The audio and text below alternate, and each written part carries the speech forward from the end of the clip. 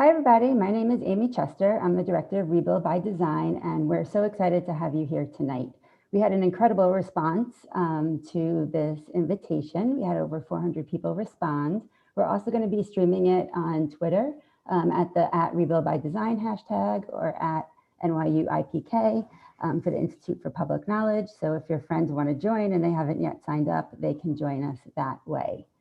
We're going to begin. We're going to see why this slide isn't advancing. Sorry about this. 1 second.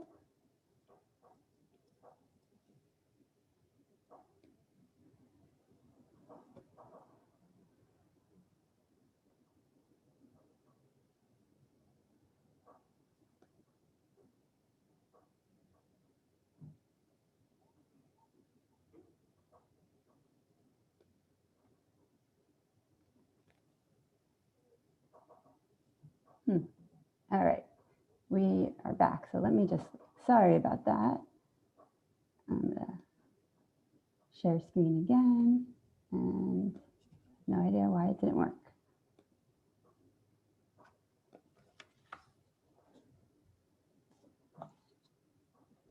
It's been 8 very long years since Hurricane Sandy. I think a lot of the people in the audience will remember it just as I do. And so much has happened. And there's so much more that has to get done to ensure that we're adapting to climate change in ways that are equitable throughout the city and many, many others. Communities play a really important role in the planning for the future, not only for resilience projects, but really on all types of different projects in all cities around the world. And communities were very instrumental in the original Rebuild by Design Hurricane Sandy competition. And they've been instrumental in all of our engagements ever since. And today's our chance to hear from the community perspective. This event is not about asking questions about the specifics of the project or from the city or why something is or isn't the way that it is. It's really, as Alice Blank, one of our panelists, puts it, to get a better understanding of the whole. This project is being implemented in different pieces right now, and this is an opportunity to take a step back and really look at what the entire project is, what are the enormous benefits it's going to bring to the city, how many people have been working incredibly hard on it, both on the city side and the community side, and really discuss how communities can learn from one another and help each other in their resilience planning. When we put together this event, we imagined it as a community conversation, though in the age of Zoom, it's been a much bigger reach. I want to acknowledge all the people from as far away as Japan that will be with us tonight that are logging in at 6 a.m. in the morning. We're going to keep this event as much as possible focused on this project and on Lower Manhattan, but no matter where you live, I think you're going to get a lot out of it because this project is one of the largest flood protection projects in the country, probably the largest that's being implemented by any city. And there are many lessons learned that can be applied both in our city and in other places. It also spans multiple communities and protects one of the large job centers in the United States. Sometimes it's really hard, especially when you're not involved with projects, to get the lingo. So I just wanted to put this slide up here and you can screenshot this. These are some of the lingo that we're going to be talking about tonight, and I don't want you to feel left out. A community board is actually an entity in New York City where elected officials appoint community members. So it's a group of people in a specific area where members are appointed and they have a legal role to play in land use decision-making processes and also an advisory role in city policies. And you're going to be hearing a lot from community boards tonight. They're not the only organizations that happen in communities that play a really important role. However, because of their unique position, we're going to be focusing on that here today. MOR is the Mayor's Office of Resilience, and they've been overseeing this. EDC is one of the agencies that's overseeing a piece of this. DDC is an agency that is overseeing another piece of it. Interim flood protections are semi-permanent protection systems that are designed to protect critical facilities, whether it's housing or transportation infrastructure, in low-lying areas from flooding that could be caused from a hurricane or a storm surge. The big U I'm going to introduce in just a minute, but it's really a comprehensive vision for Lower Manhattan floodplain that was created as a result of the Rebuild by Design Hurricane Sandy competition in 2014. It was really an idea and a vision. It's not the project that's being implemented tonight, but tonight you're going to see both pieces of it. Lastly, there's a lot of lingo around this project, and they are, because each of the, there's the big project and the big vision, and it's broken down into different areas that are labeled different acronyms: ESCR, LMCR, BMCR, etc. And I'm sure that Janie Bavici is going to go through it all, but just so you know, there's also going to be putting up a map later on so you can see it.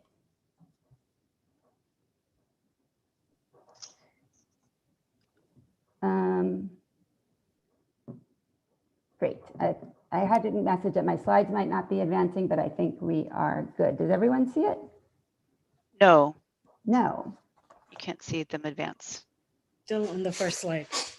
Okay. Sorry about these tech issues. Luckily, I have a backup. So let me stop.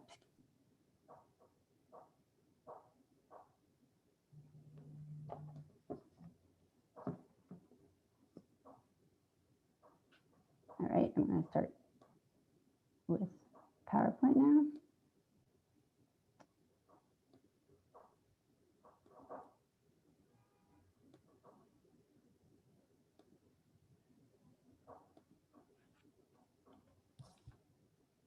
Can you see?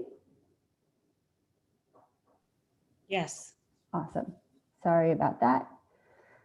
Here's the map of Lower Manhattan, just so you can kind of get an idea of how many community boards are. We're going to be focusing on community board 6, 3, 1, and 2 today. And I know that 4 is in the audience too, and we're going to have representatives on the panel that are going to be here to talk about each of their perspectives.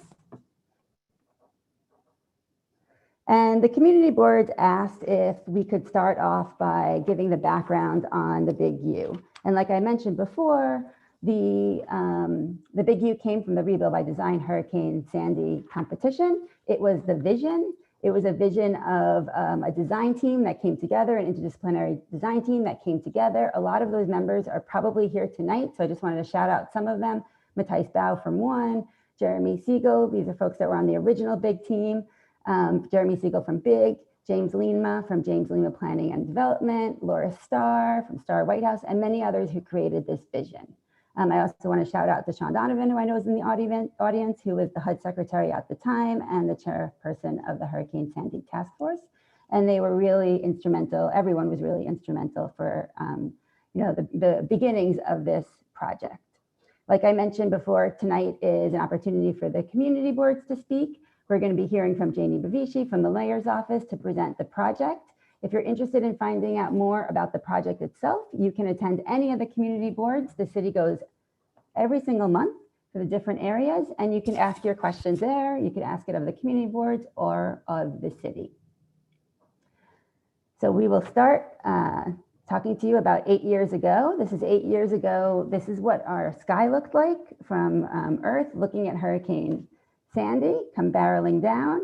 And as many of you know, we really saw all the tremendous destruction that it had to our region. 65,000 homes were damaged or destroyed in our region, 8 million people without power, and the lasting impacts of this experience went on for a very long time. It was really the first time that we saw the physical resilience and social resilience are really intertwined. So the Hurricane Sandy design competition was launched by the federal government.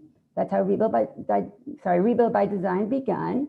And they put out a call out for interdisciplinary teams to organize themselves and to apply, not on their solutions, but on their ideas of how they would approach these problems. We really felt that after Hurricane Sandy, nobody knew what should be built. Nobody had the right answers. And until people were coming and working with communities and local government on the ground, we weren't going to find those solutions. So this was focused on the Northeast United States, and President Obama's Federal Hurricane Sandy Commission put up $1 billion of the federal disaster CDBG-DR money, which is disaster money controlled by HUD, and said that if the projects are really good, we'll be able to use that money for the first phases of implementation. It's very important to note that this entire competition was focused on the future, not putting back what was there before. So thinking about what has to be there, kind of for the future, what would prepare our communities for climate change, for sea level rise, for the increasing vulnerabilities that we face. That infrastructure all had to address multiple benefits. So it can't just be like a seawall, for instance. It has to have social benefits connected to it, and that it would be judged on innovation, something that the local government wouldn't have come up with on their own, collaboration with communities, and implementation. And implementation is a really important piece of this because Sandy dollars are allocated by Congress. And if you don't use it by a certain time, they're going to take the money back. So this was a really big piece in this. We knew that implementation for these large scale projects were going to be extremely complex and wanted to make sure that we'd be able to do it on time. We started out with 5 philanthropic funders and 4 partner NGOs, one of which is the Institute for Public Knowledge, who is here tonight helping us with the tech. Rebuild by Design sits in the Institute for Public Knowledge at NYU, but the other ones were the Municipal Art Society, the Regional Plan Association, the Van Allen Institute, and IPK. And then in the end, we ended up working with 141 different neighborhoods, 19 universities, 535 community stakeholder organizations, and 181 government agencies. So this was a really big process. And we ended up with 10 projects around the region. There are 3 that are in New York City, 1 in Staten Island, 1 in the South Bronx, and the Big U, which we're going to be focusing on tonight. And again, I'm going to be spending a little bit of time giving you that original vision. This was just a vision. This was a vision that was done before engineering was done or environmental testing. So this project has changed over time, just like all of our projects have changed over time. We have 7 projects that are being implemented around the region. There's about $2.6 billion in those projects, and every single one of them has been adapted as time has gone on. So I'm going to do my best to present what was actually the vision of the Big U team. I'm using slides that came from the Hurricane Sandy design competition. I think everybody remembers this moment and the days that happened afterwards. All of the destruction that happened in Lower Manhattan. And again, I'm going to focus only on Lower Manhattan for this project. But the Staten Island Ferry, all of the transportation nodes, the FDR Drive was completely flooded. And it wasn't only, of course, during the storm, it was after the storm. It was the lines at grocery stores. It was not being able to charge our phones. And it was a very hard moment for our city. So the big team looked at Manhattan, one of the densest areas in the country, but certainly in our city. And they looked at the floodplain map and looked at how the contours of our city have been filled in over time. So this is actually the tip of Lower Manhattan. You can see where 1650 was where the edge of Lower Manhattan was and how it was filled in over time, just like many other cities have been filled in over time. And this is the Manhattan floodplain. It goes from 57th on the west side to 42nd on the east side. And the team looked and took a nod from the mayor, at this time it was Mayor Bloomberg, the mayor's plan to build a stronger, more resilient New York. And part of that plan was to put an integrated flood protection system around Lower Manhattan. And it could be 8 continuous miles of this flood protection system. And it really had an opportunity to think about what could that look like in a place as dense as Lower Manhattan and as narrow where you don't have a lot of space and you can't really build too much, taking away what's already there. The team wanted to make sure that the flood protection wasn't going to be something that was just going to be a flood wall that goes out, but instead has programming and resilient infrastructure baked into it from the very beginning, and that it can really be responsive to all the different communities' needs. And the very interesting thing about the flood protection is that it has these natural pinpoints, these kind of pinch points, where the flood protection gets a little bit more narrow. So their vision was that you can create this flood protection in different segments, and you would make sure that as you're creating the flood protection, you wouldn't be flooding your neighbors going around it. You can really be responsible about doing it from the beginning to the end. And of course, there's lots of different neighborhoods. So these flood protection kind of neighborhoods really become resilient districts. And you can enhance it in any way that your kind of imagination and engineering and budget allows you. So they started off with the question of how do you create flood protection that's anything but a wall? It could be a bench, it could be seating, there's many things that it could be. And that's how the beginning of the Big U started. Rebuild by Design really encouraged outreach, and this team did a tremendous amount of outreach to many different elected officials at the time, to the community boards, the congressional districts, the assembly, the Senate, different organizations. They looked at all the land ownership, and they started creating a stakeholder map of all the different agencies that are public agencies, all the different community groups on the side that they would have to talk to, and did 16 weeks of very intensive outreach. Here's some of the photos of it. Here's some of the groups that they worked with. And they did a lot of talking to the city up front. And the city actually asked the team to focus on the Lower East Side. The Lower East Side has the largest number of vulnerable populations. Those are populations that may be low income, they may be senior. There's a lot of public housing and low income housing and middle income housing that is government subsidized in that area. And it's an area that really the market wasn't going to be taking care of. So the city knew that they needed to pay attention to this place first. These are the flood maps for this area. You can kind of look and see how far into Manhattan the flooding can go according to different types of flood maps. And this is what the area looked like during Hurricane Sandy.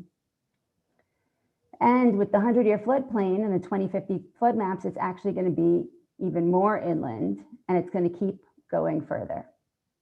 So they looked at the different land use, the different ethnic breakups. Of course, this is one of the most diverse areas in the city.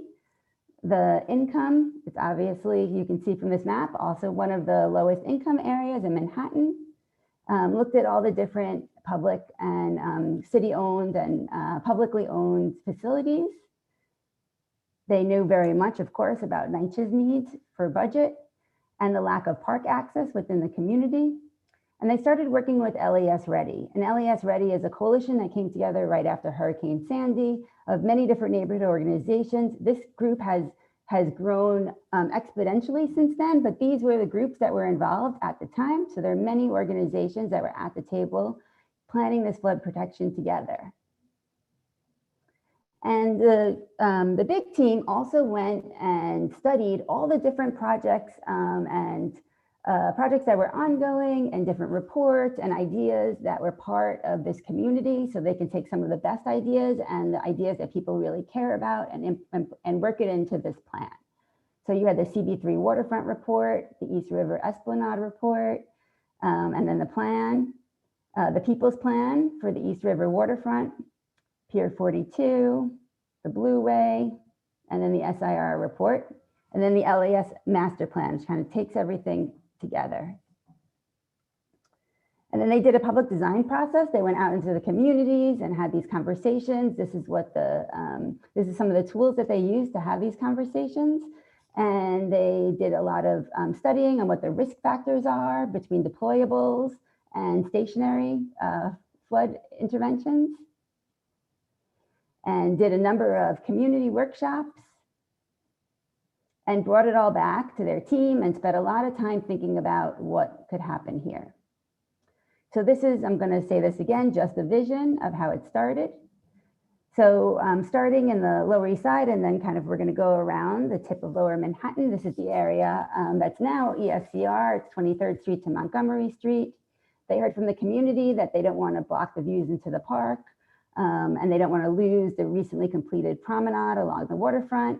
But they want more accessible and frequent connections over the FDR Drive and different programming and lots more green space. And this is what it looks like today. And their idea was to use the back of the FDR Drive or the park to create that flood protection and to increase the number of access points to the park by increasing the bridges. So this is what it looks like today. This was their vision at the time. And then they had a very long-term vision that over time, you might be able to actually cap the highway and create this park. And again, this was a long-term vision. This wasn't anything that would be built with the money that they had, but was looking, long into the future. In the next phase, which is the Two Bridges neighborhood, This is from Montgomery Street to the Brooklyn Bridge. They heard that they didn't want, the community doesn't want a wall to block the light. They didn't want to lose any of the planned waterfront improvements, many of which are being implemented right now. They wanted to keep their access to the water and enhance safety and security and green space and recreation. This is what it looks like in that area. It's the area where the FDR Drive, the highway, kind of divides the community from the waterfront, and you walk underneath it. And the team thought about using the underneath of the highway for community infrastructure. And in this specific rendering, you can see kind of like the idea of that bench in the back. Just some of their ideas that you could put a market there, and then when it's wet, the water would stay on one side of it. I also want to say that this is, these were plans that were done well before we had a real understanding of what sea level rise was going to happen to the city. So they've also been amended for that reason too. In the next area, it's the Brooklyn Bridge to the Battery area. And they thought that they could kind of loop the big U kind of in the back of the ferry station. We all know Battery Park. And their original idea was to use the backside of the Battery Park that would loop it through the Coast Guard. The Coast Guard has a building there. And their idea was to use it potentially as a middle school for the harbor school, or it could be, built in as part of the berm, or as a reverse aquarium where you can watch sea level rise over time. In the next area, which is going through Wagner Park on the lower west side, it would continue to go through, and this area is a lot more narrow. So the idea here in Battery Park City was to think about how can you create this infrastructure that would be able to protect in times that are wet. And then going up the FDR Drive, lastly, this is their idea, that you'd be able to use the median of the FDR Drive and let one piece of it flood. Lastly, and this is going up in Chelsea and in the west side of Manhattan. They actually thought of using the High Line infrastructure and connecting it to create a dry line that would loop around and keep that neighborhood dry. So this is what's become the vision of the Big U. At the end of the Hurricane Sandy design competition, HUD awarded $930 million to the different projects, and the Big U was the biggest winner. It got $335 million. And I just want to add that many of the reason why HUD awarded so much money was from all the organizations that were so passionate about this project and really worked hand in glove with this design group and came up with this vision. So today, next up, we're going to hear the status of the resilience projects in Lower Manhattan from Janie Bavishi. Janie Bavishi is the director of the Mayor's Office of Resilience, and she's been there for the past 3 years. The office works to strengthen neighborhoods, adapt buildings, improve infrastructure, and upgrade the coastline. Jamie's most recently served as the Associate Director for Climate Preparedness at the White House Council on Environmental Quality under President Obama. Previously, she served as the Director of External Affairs and Senior Policy Advisor to NOAA, the National Oceanic and Atmosphere Administration in Washington, D.C. We're so excited to have her here tonight. And after the conclusion of her remarks, we're going to have the conversation with the community. Thank you. Great. Thanks so much, Amy. I'm going to share my screen.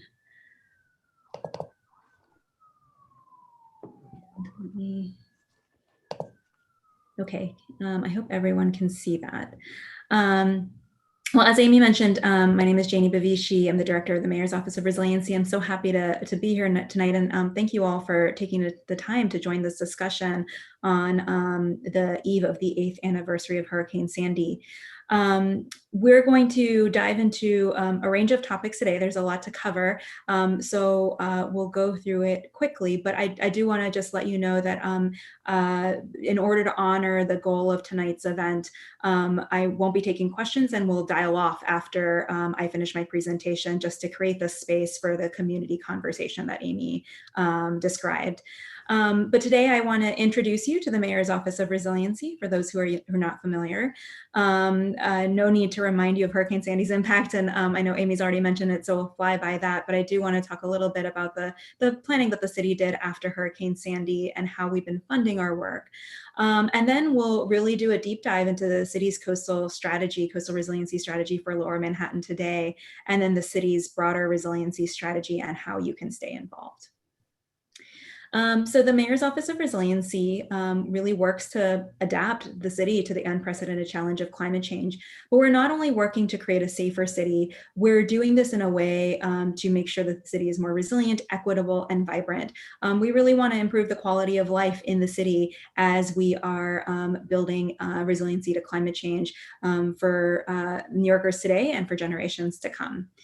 And we do this through science-based analysis, policy and program development, and capacity building. And I would be remiss if I didn't mention that, we work with almost every agency in the city government, as well as many other external partners and state and federal agencies. It requires a tremendous amount of partnerships to really be able to advance our work on resiliency.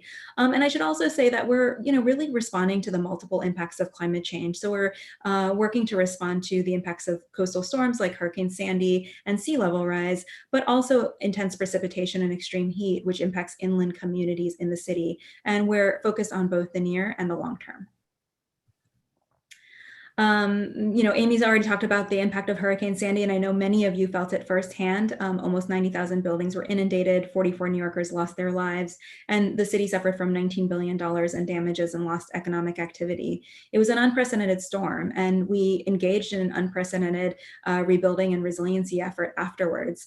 The SIR report, which was created by the Special Initiative on Rebuilding and Resiliency, A Stronger, More Resilient New York, was released in 2013, as Amy mentioned, and it outlined over 260 unique initiatives that were focused on mitigating risks to storm surge and sea level rise. It's important to mention that many of these initiatives were not funded. This report was really meant to make the case to the federal government about federal funding needs for the city in response to Hurricane Sandy. The report prioritized areas that were most damaged by Sandy and most susceptible to future risks. And it envisioned a multi-layered approach to protecting communities. So we weren't just focused on hardening or protecting the shoreline, but also upgrading buildings, hardening critical services and infrastructure, such as wastewater, sewer, energy infrastructure, transportation infrastructure.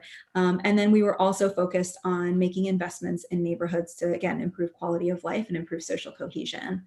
And the report also laid a strong foundation for resiliency solutions in Lower Manhattan. And resilience planning in Lower Manhattan, since this event is focused on Lower Manhattan, has evolved quite a bit even since the SIR report. So I just wanted to mention that. Of course, there was the rebuild by design process and the big U vision that Amy has described, and I'll talk about that in just a second. But also there were a couple of other processes and studies that occurred in the immediate aftermath after the SIR report came out.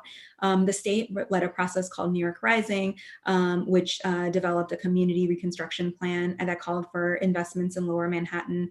There was also a study that came to be known as Seaport City, which was referenced in the SIR report, and it analyzed a moonshot goal of conducting outboard development, implementing outboard development into the water to build resiliency and also explore options for development.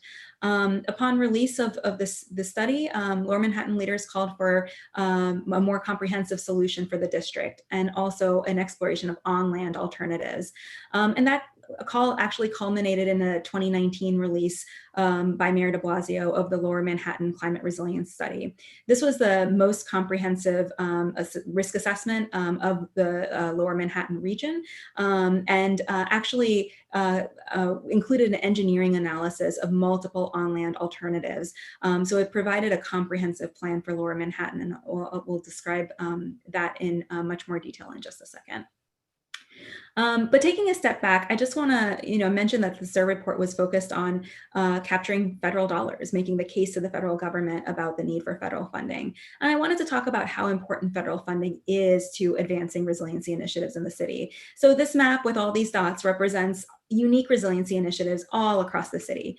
And you can see both the breadth and geographic diversity of the work that we're doing, and also just the volume. And then this high-level graph that you see here, it shows the way this work is funded. So you can see that we've invested over $20 billion into resiliency initiatives since Sandy.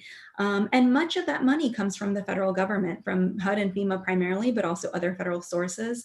The city has invested quite a bit of money as well. And the private investment that you see here is mainly from utilities, Con Ed in particular. So then we wanted to move on to talk about the Rebuild by Design competition. And I won't spend a ton of time on this since Amy has covered it so comprehensively. But again, it was focused on design solutions and emphasized community engagement, and was led by architecture and design firms. Awards were granted by HUD, as Amy mentioned. There were many projects that were submitted that were not funded, and some of the awarded projects did not receive as much funding as the communities had hoped or desired. But the awards, the projects that were funded were 3 in the city, including the Eastside Coastal Resiliency Project, the Hunts Point Lifelines Project, a pilot project there, and the Staten Island Living Breakwaters Project. It was a total of $415 million of CDBG DR funding, Community Development Block Grant Disaster Recovery funding from HUD to both the city and the state. And the state is implementing the Staten Island Project while the city is implementing Eastside Coastal Resiliency and the Hunts Point Lifelines Project.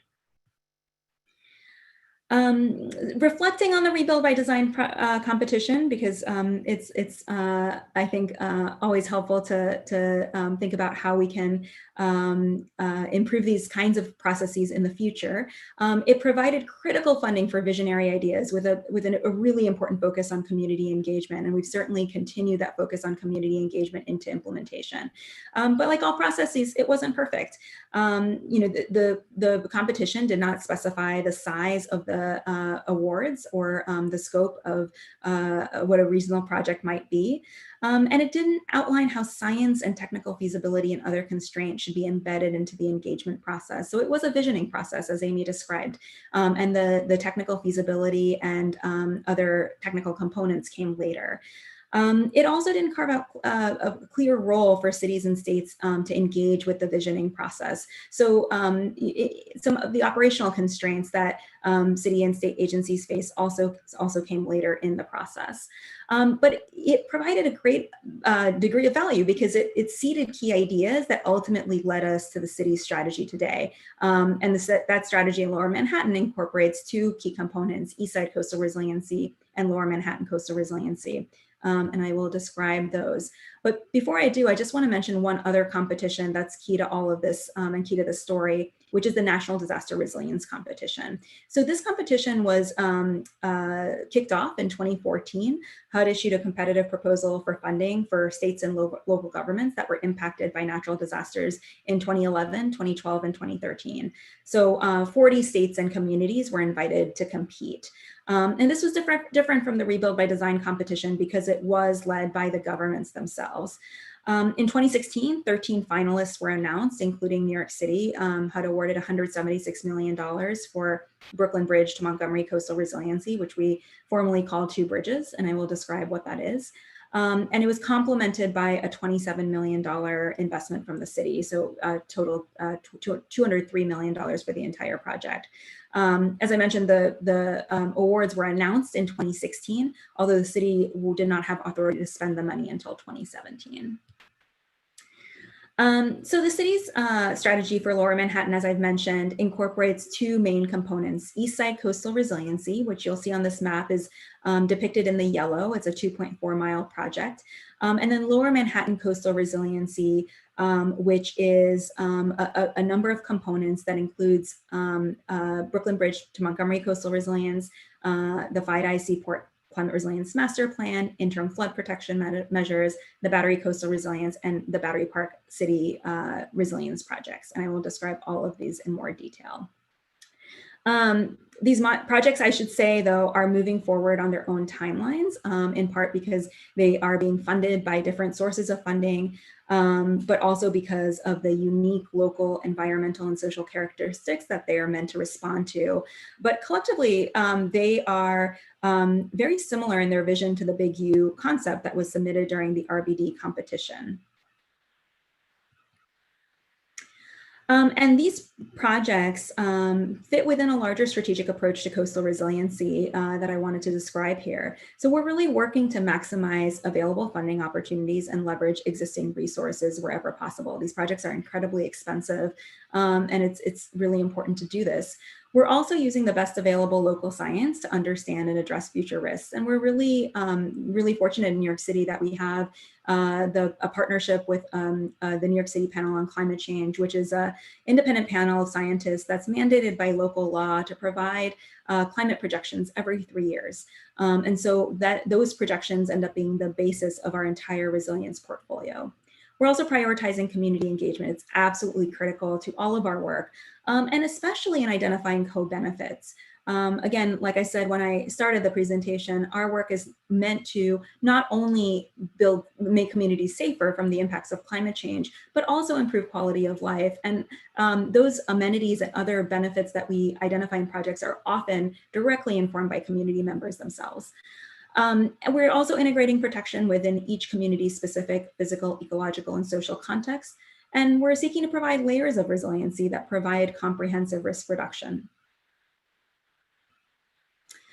So as I promised, I want to describe Lower Manhattan coastal resiliency and all of its components. So again, this was a strategy that was announced in 2019 by Mayor de Blasio. And it includes 4 on-land components and then an area where an on-land option was not feasible. So I'll describe all of that. But the components are the Brooklyn Bridge Montgomery Coastal Resilience Project, which is the orange line on this map, all the way to the east side. And then just below that is the Financial District and Seaport Climate Resilience Master Plan. This is an area where an on-land solution was not available. So we're actually doing an analysis to explore an in-water solution to build new land to protect this incredibly constrained area. The Battery Coastal Resilience, which is in the teal color here, and then the green line that outlines the Battery Park cities resilience projects. There's also a pink line that outlines where we've installed interim flood protection measures.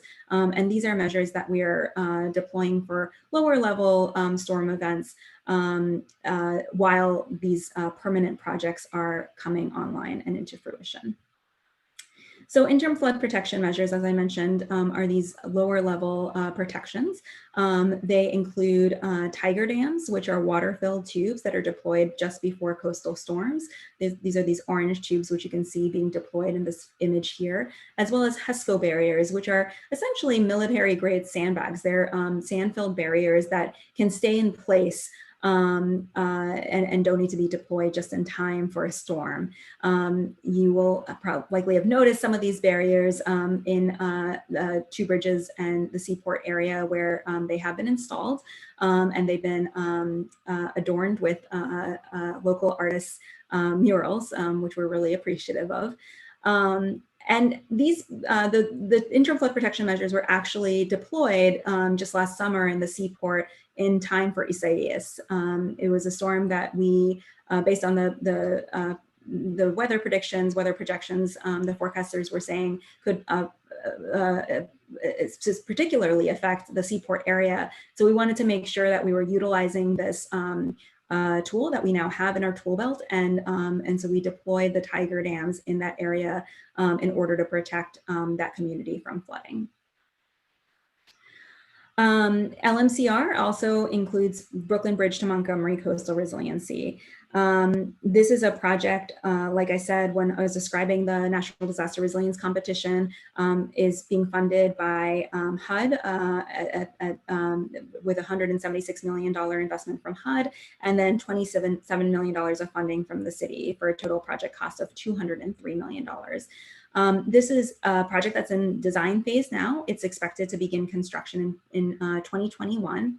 And I apologize, I'm going to a part of my presentation where I'm going into an alphabet soup of city agencies, but we heard from the community boards that it would be particularly helpful to talk about how these projects are being funded and who's leading them and which city agencies are involved. So we wanted to spell that out. And so that's what I'll be talking through as I go through the bulk of the remainder of my presentation here. So this project is being led by EDC, the Economic Development Corporation, on behalf of, sorry, I apologize. This project is being designed by EDC, and it is the construction will be managed by DDC, the Department of Design and Construction.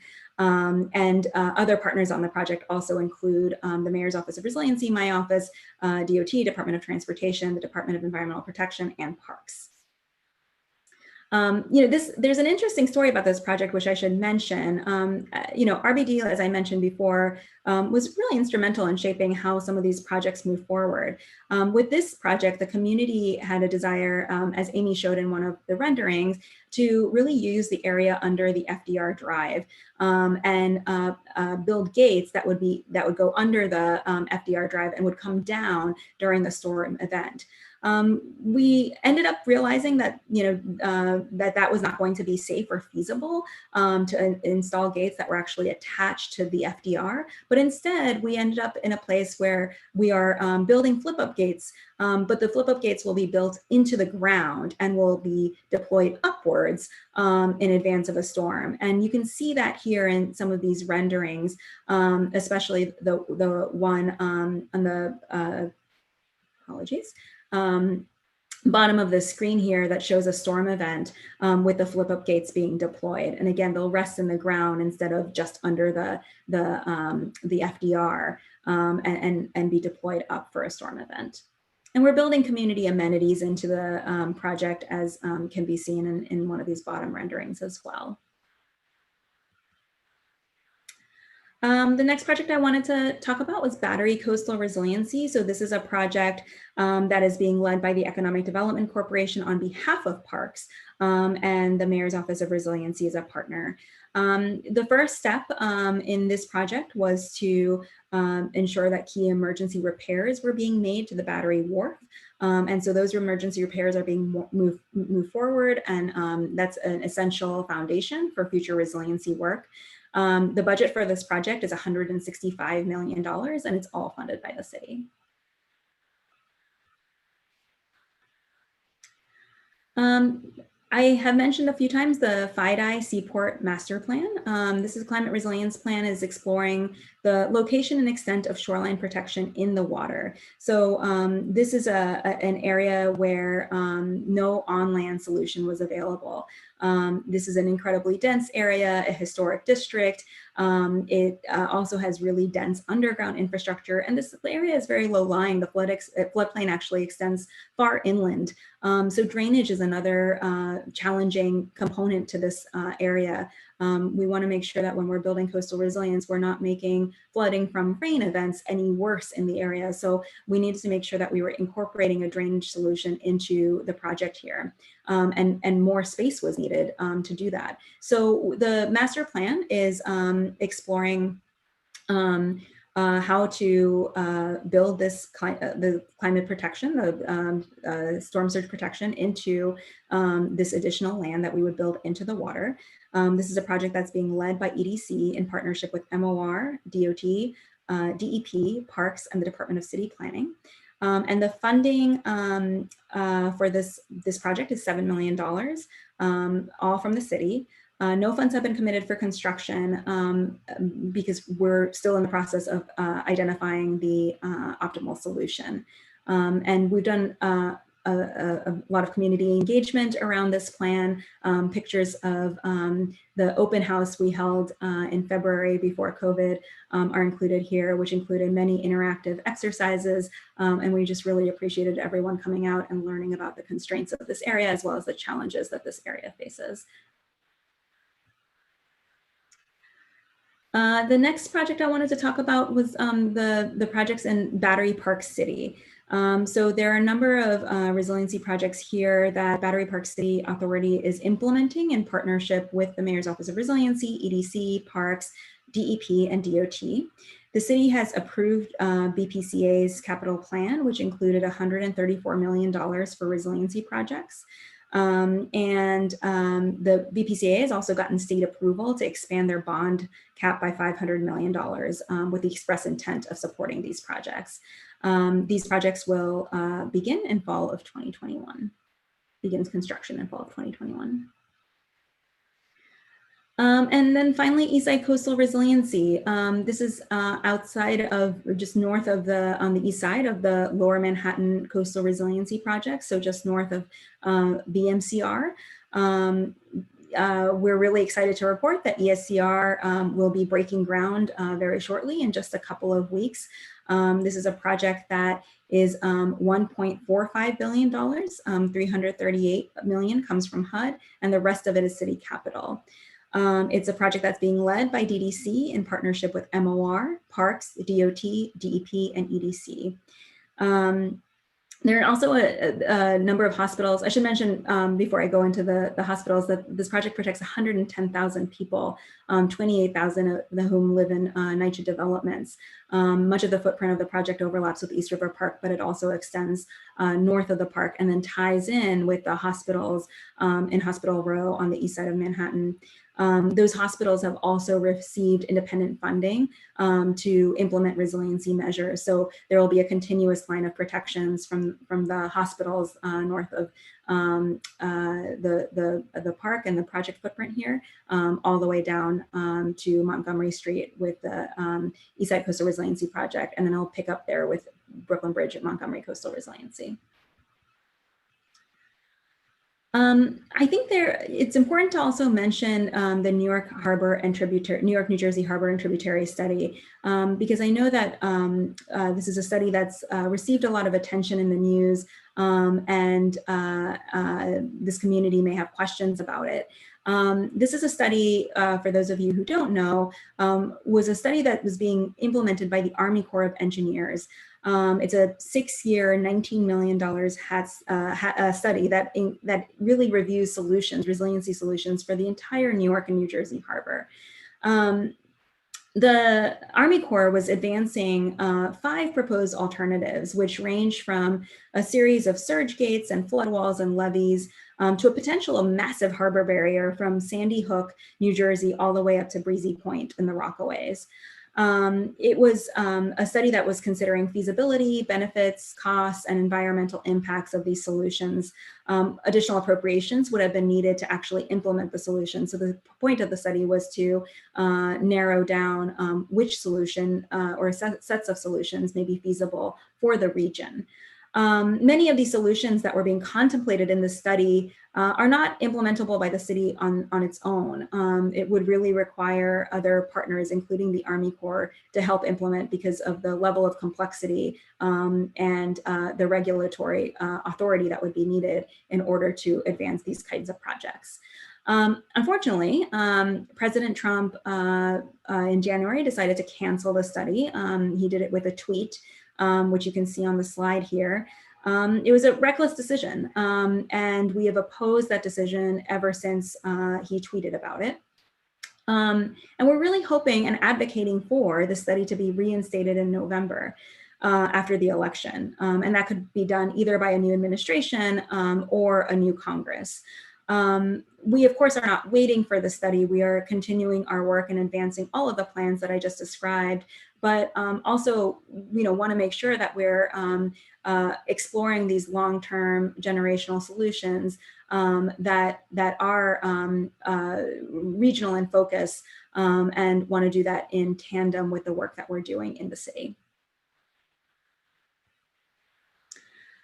So now, having talked about all the work that's happening in Lower Manhattan, I also wanted to zoom out and just give you a sense of how this fits within the context of the resiliency work citywide.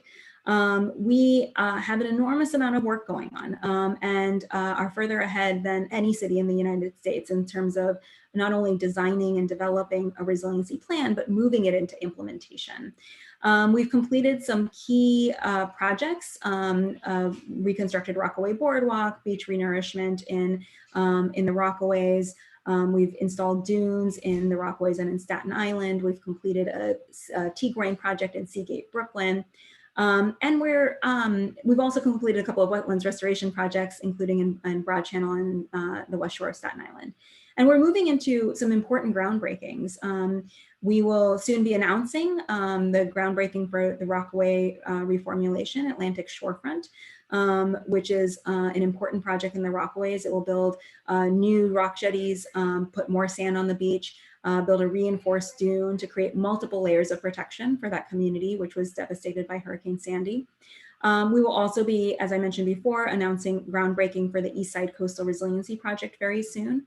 And there's a lot more coming. There are a lot more projects that will be moving into construction next year. And we're excited to continue advancing this critical work. And looking forward, we hope to continue working with all of you to build on the momentum we've created and continue the work of building a more resilient city. Federal funding, as I've mentioned, is an important catalyst for these incredibly complex infrastructure projects that we are advancing in the city. There are also opportunities at the state level. In particular, we're excited about the Mother Nature Bond Act, which moved forward in the state's legislative session this year.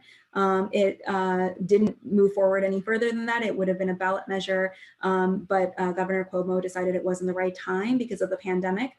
We hope that it will be picked up again next year, and certainly we'll be advocating for that, as it could be an important source of funding for coastal resiliency projects, stormwater projects, heat mitigation projects, and green infrastructure projects for the city. We also, realize that resilience is an emerging field. We want to continue to share lessons learned, empower communities with an understanding of climate risk, technical feasibility, and then share best practices and visions for the future. So we want to keep our dialogues going and continue working with you and be transparent about how we are making the decisions we're making and advancing this portfolio of projects. I also just wanted to leave you with this information. We've got websites for both ESCR and LMCR, so you can find information about both of those projects here. There are also email addresses set up for those two projects, so if you have questions, please feel free to send a note to either one of these email addresses. And then, as Amy said, we'll continue to provide updates at community board meetings. Thank you so much, Janie. It was such a great overview of the project, and great to see. It's just incredible to see how much work has went into it. Wanted to thank you for being our partner always, and also for Alyssa White. I know she worked really hard on this too. So thank you. Thanks, Amy. So now we're gonna have a conversation with the community boards. If you guys can turn on your cameras as I introduce you. Molly Hollister from Community Board 6. She's the chair of Community Board 6 and is the past chair of Community Board 6 Transportation Committee. She's also the founder of Kips Bay Neighborhood Alliance to bring local stakeholders together to beautify the east side of Manhattan and encourage community involvement in neighborhood improvements. Next we have, and we're going along geographically, is Community Board 3 is Trevor Holland. Trevor is the chair of Parks, Recreation, Waterfront, and Resiliency Committee and the president of Tufts LES and the Two Bridges Tower Resident Association. He has lived in the Lower East Side for 23 years. Next, we have Alice Blank from Community Board 1. Alice is an architect who lived and worked in Lower Manhattan for the past 25 years, and she's currently the vice chair of Community Board 1 and chair of the board's Environmental Protection Committee. And lastly, we have Joseph Gallagher, who is a member of the Manhattan Community Board 2, and he's chair of the Quality of Life Committee, which addresses environmental protection issues. He's also the senior associate counsel at the New York City Campaign Finance Board, which is a city agency that administers public funds for programs and for city elections. So just wanted to thank you all for being here tonight. I'm really excited to get started with this conversation.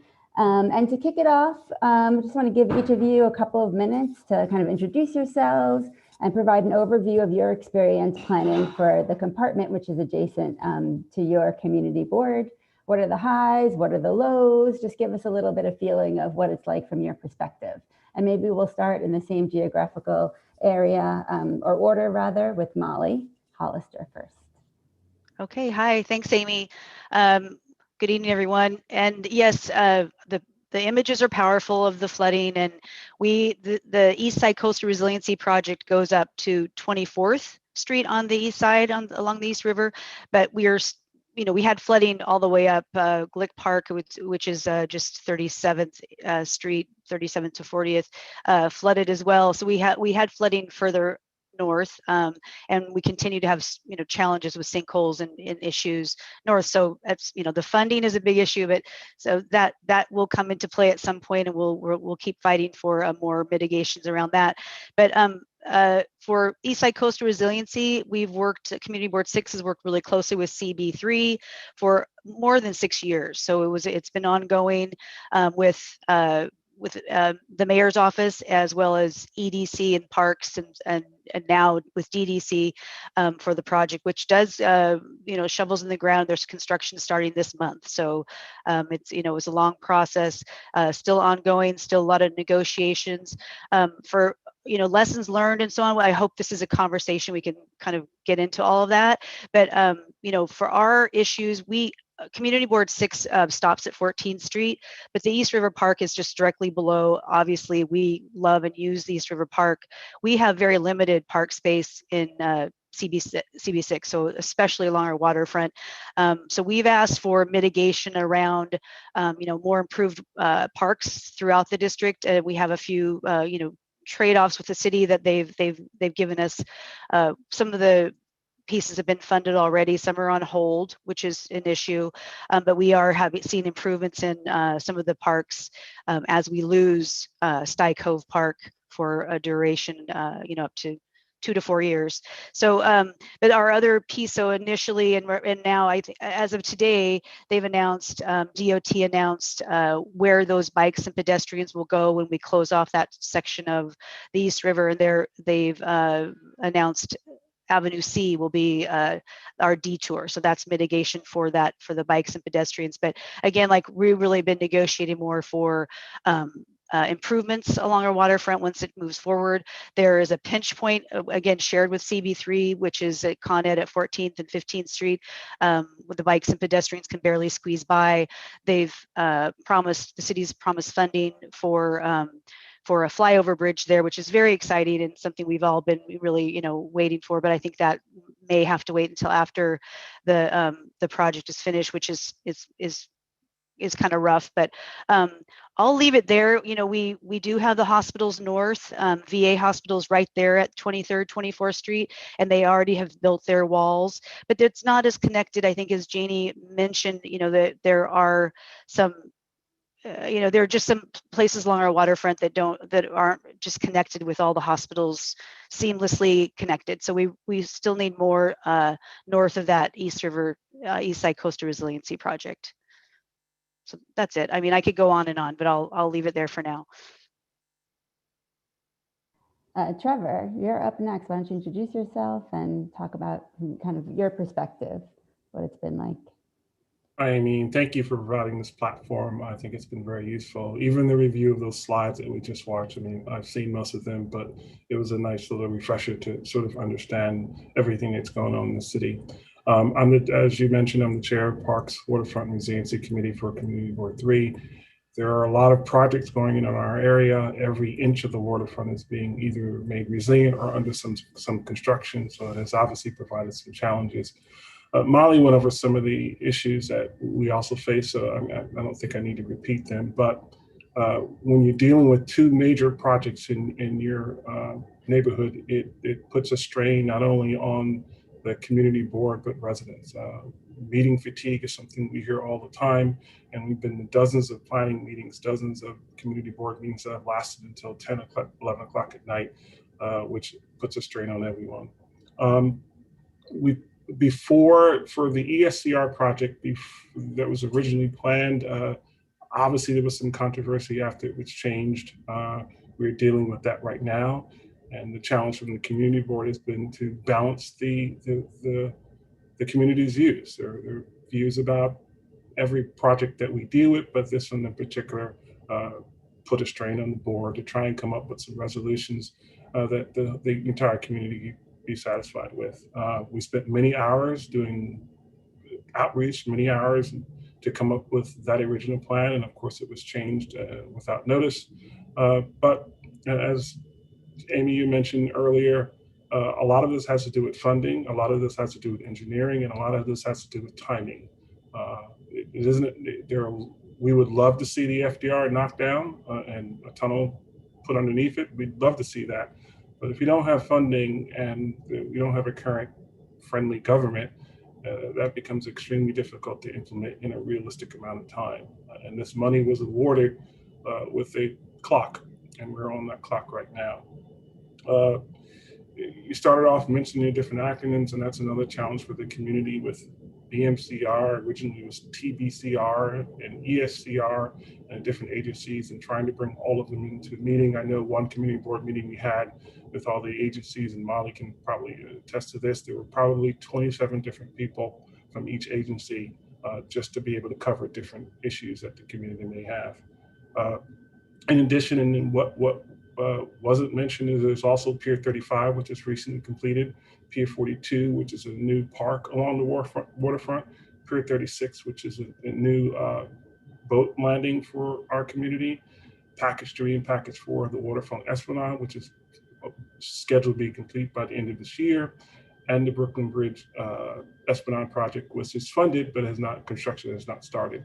So there's a lot of projects going on at the same time, and a lot of things that the community has to sort of absorb in a very short period of time. Thank you, Trevor. I know you mentioned the controversy, and we should come back to it later because I'm not sure everybody online here knows what we're talking about, but we'll come back to that. Alice, you're up next.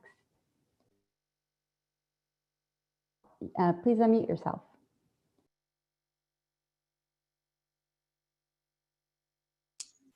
Thanks, Amy. Really terrific to have this forum for the first time, a kind of community-wide based discussion on what's going on in the city in terms of resiliency. And I really thank Rebuild by Design and Amy Chester, and thanks very much to the Mayor's Office of Resiliency and Janie. Yes, my name is Alice Blank. I'm an architect. I am Vice Chair of Community Board 1 and Chair of their Environmental Protection Committee. I'm pleased to share a few thoughts about our experiences at CB1 over the last few years. And I'll identify where we're located, speak to our board's commitment to environmental review, and give some examples of what we have been asked to review thus far by the city, identifying a few of our many unanswered questions. So Community Board 1 has a unique location as a peninsula surrounded by water on 3 sides. Our board runs from Canal Street South and goes east to west, including 5 neighborhoods: Tribeca, Battery Park City, the Civic Center, the Financial District, the South Street Seaport, and also includes Governor's Island, Ellis Island, and Liberty Island. A great deal of this district lies in the most vulnerable areas of the floodplain. During Sandy, we experienced one of the highest inundation levels in Manhattan. 2 people drowned in our district, and the property damage was extensive. After Sandy, under the leadership of our former board chair, Catherine McVeigh-Hughes, a champion of resiliency, CB1 succeeded in putting resiliency as the top item in our budget request and was able to secure funding and extend the resiliency scoping area to include Battery Park City and Tribeca. 3 years ago, the board formed a subcommittee on resiliency, and a year later established the Environmental Protection Committee under Anthony Notaro in order to have the time and place to review the city's resiliency and sustainability strategies. Board 1's commitment to pushing forward with the demand for critical resiliency measures at the city, state, and federal level has been steadfast, and under new leadership with Tammy Meltzer, this will continue to be the case. Yet, at CB1's monthly full board meeting just last night, a member asked whether we have any permanent resiliency measures in place in CB1 since Superstorm Sandy. And sadly, the answer is no. Outside of protective measures in the MTA, CB1 has only seen a few interim flood barrier measures along small sections of the east and west side, consisting, as you saw, of HESCO barriers and tiger dams. So for the last 8 years, the community has been provided with many plans delivered from many agencies identifying many different strategies. As a board, we spend a great deal of time trying to educate ourselves, inviting climate experts, scientists, planners, architects, and relevant not-for-profits, in addition to agency representatives. We are grateful that community engagement has improved over the years, but what has been missing from the start is what we are trying to, I think, to do here tonight, which is to better understand what the comprehensive resiliency strategy is for the city, and thereby understand why certain approaches are favored for certain areas at certain times in certain districts. To date, CB1 has been provided with presentations of the FIDI Seaport Climate Resilience Plan, the Battery Coast Resiliency Plan, and the Battery Park City Resiliency Plans for the south, north, and west of Battery Park. We have many unanswered questions on each of these vulnerable answers. I'll give a few examples. The first detailed plans Community Board 1 saw came from the Battery Park City Authority, which I want to mention here has done a terrific job in the recent engagement with the community. During their first presentation in 2017, the community was surprised to learn that the beloved Wagner Park and the award-winning Park Pavilion overlooking the Statue of Liberty were to be demolished in the name of resiliency. The fact that this area is on high ground and was barely touched by Superstorm Sandy continues to give many in the community pause as to why this is the first project underway in our community, particularly now with the needs of open space presented by the COVID crisis. The community also questions how one area's proposed protection measures affects another and why there seem to be some inexplicable inconsistencies in the directly adjacent areas. For example, directly adjacent to Wagner Park to the south lies Pier A Harbor House and Pier A Plaza, overseen by EDC and DOT. Pier A is located one of the community's lowest and most vulnerable points, a pinch point. We have learned that the resiliency strategy for Pier A is that it can be flooded, yet we're told the adjacent park must be completely demolished and rebuilt at a much higher elevation. This understandably gives the community pause. And the community asks why the Hudson River Park Trust and the state DOT are not working with the city more aggressively on finding resiliency measures along the west side of Lower Manhattan. This area is one of Manhattan's most vulnerable. It's not enough for the city to rely on the Army Corps for plans, particularly as we learned the HAT study is no longer funded. And then there's the crown jewel, the FIDI Seaport Resiliency Plans, which will be presented to the Climate Coalition this Friday. Again, once known as Seaport City, and now more benignly known as the extension, it's likely that this Battery Park City-sized extension will need to be supported by millions of square feet of real estate development. Much like what we are seeing on the recent rollout for the new zoning proposal on Governor's Island, many in the community question how millions of square feet of construction help the city fulfill its promise to reduce the city's greenhouse gas emissions and become more carbon neutral. So as a community, we have our work set out for us. Going forward, we hope for answers to our most critical questions in each neighborhood and to understand how each of our community's discrete plan fits into the city's resiliency plans as a whole. Today, more than ever, we face enormous constraints and we face opportunities, or we have opportunities, in making our city resilient. We are grateful for what the city is trying to do and grateful to be more fully engaged in the process. We strongly believe the community's voice is a powerful asset in the process and encourage more voices to join. Thanks. Thank you, Alice. And now to Community Board 2. I mean, Joe, this is kind of interesting because we've invited you to be a part of this, and Community Board 2 has been, a part of discussions that we've had with all the community boards for now, I think probably close to 2 years. However, Community Board 2 doesn't yet have a project in their district. And I think that, and many other places in the city don't have projects in their district. So we're very fortunate that the community boards here actually do have projects in their district. But I'd love to hear, kind of your beginnings of this from the beginning. You're starting out new. Please introduce yourself and then tell us, what do you think you can learn from being here with the other community board members? Thanks. That's a good question. I mean, just from hearing Allison's presentation, I think we're, similarly very open to hearing and working with the city on resiliency efforts, and the community is really wants to be involved in these efforts, but since there hasn't been an active project for our community, there hasn't been a groundswell of support to address the issues. But what we have been witnessing is a ton of new development on the west side within CB2. Pier 40 has been under development kind of controversies for the last 3 years, so that's been a major focus of the community board.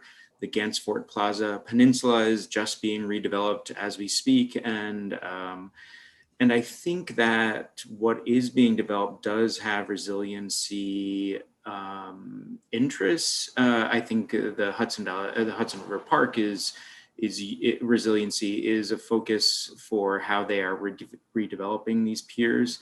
But it's not the focus of them for sure. There's a lot of arts that are involved. The Whitney Museum is installing a brand new structure right next to the Gansford Street Plaza that is being installed now. I don't think, so I think but Pier 40 just recently was being proposed as a new office tower development, which was really concerning to a lot of residents, and businesses, not just because it was an office space, but why are we building office spaces in a floodplain on Pier 40 at this time? That development has now been stifled because of the governor didn't act on it. And now the Hudson River is being headed up by someone with more environmental focus for the whole Hudson River Park. So I think we are, we see some positive steps going on, and hoping that resiliency is more of a focus for the redevelopment in that area, which was the most impacted by Hurricane Sandy, but not nearly as impacted as the East Village or the east side of Lower Manhattan. We have had speakers come to speak from some of the luxury developments about their resiliency efforts, which mostly include building their own barriers to floods, which has only increased anxieties among other residents, because them buttressing the flood in their luxury building will cause the floodwaters to go to other areas that don't have the resources to combat the floodwaters for any future storm. So that's kind of where we have some focus has gone, but for sure this is an exciting time to have the Big U and being involved in this project to actually focus our energies on things that can help all of our residents moving forward. Thank you. And we'll just kind of go back to Molly, and I hope that everyone will just jump in and really have a discussion here. You're welcome to take yourselves off of mute and jump in anytime. I'm reflecting a lot about the past 8 years. It's been 7 years since the beginning of the Rebuild by Design competition, 6 years since the awards of the fund. And I don't think any of us knew how complex this was going to be and how long it was going to take. I don't think the engineers knew. I don't think the city knew. I don't think any of us knew this. And, I'm thinking back at this, Molly, as you've now gone through many, many years of experience, and, Joe hasn't even really started, and Alice is somewhere in the middle of this. What are the things that you wish you knew at the beginning that you now know that might be helpful for them? Well, I think, Trevor alluded to the kind of the switch that at some point, I guess it was 2 years ago, I'm losing track of all time at this point, but that we were working with the city, and then the kind of didn't hear anything for several months, and then they came back at the end of the year. I guess, that was 2018, with a very different plan. So that made our jobs a lot more difficult, although we've been working on it for many years and meeting, and Trevor said it exactly, meeting fatigue. And so they came back to us with a very different plan, as many of you know. And so the community, they lost trust, and I think that made it their job, the city's job, and our jobs much more difficult. And again, like back to more meetings, and so it was very controversial, and it made it. It's a big project. It's a difficult project, so it made it much more difficult. On top of that, but I think the theme here is besides the connectivity of our waterfront and all of us talking, I'm so glad we started these conversations with the community boards. I think about a year ago, we started meeting monthly for like a lunch break, and we would all just, compare notes. So it's been really helpful to hear everyone's opinions, and we all have different conditions along our waterfront, but, communicate, and the city we all need to do this, communicate better. And again, we were kind of switched to some different city agency. It's very complicated. There are all these different agencies that are involved in different pieces, but we all need to be communicating better, and be aware that we need to connect all these projects. We all connect, so we should be talking And I don't know, yeah, but you guys, I know we have these conversations, you know, at least once a month. So chime in. I don't know, others' thoughts on that.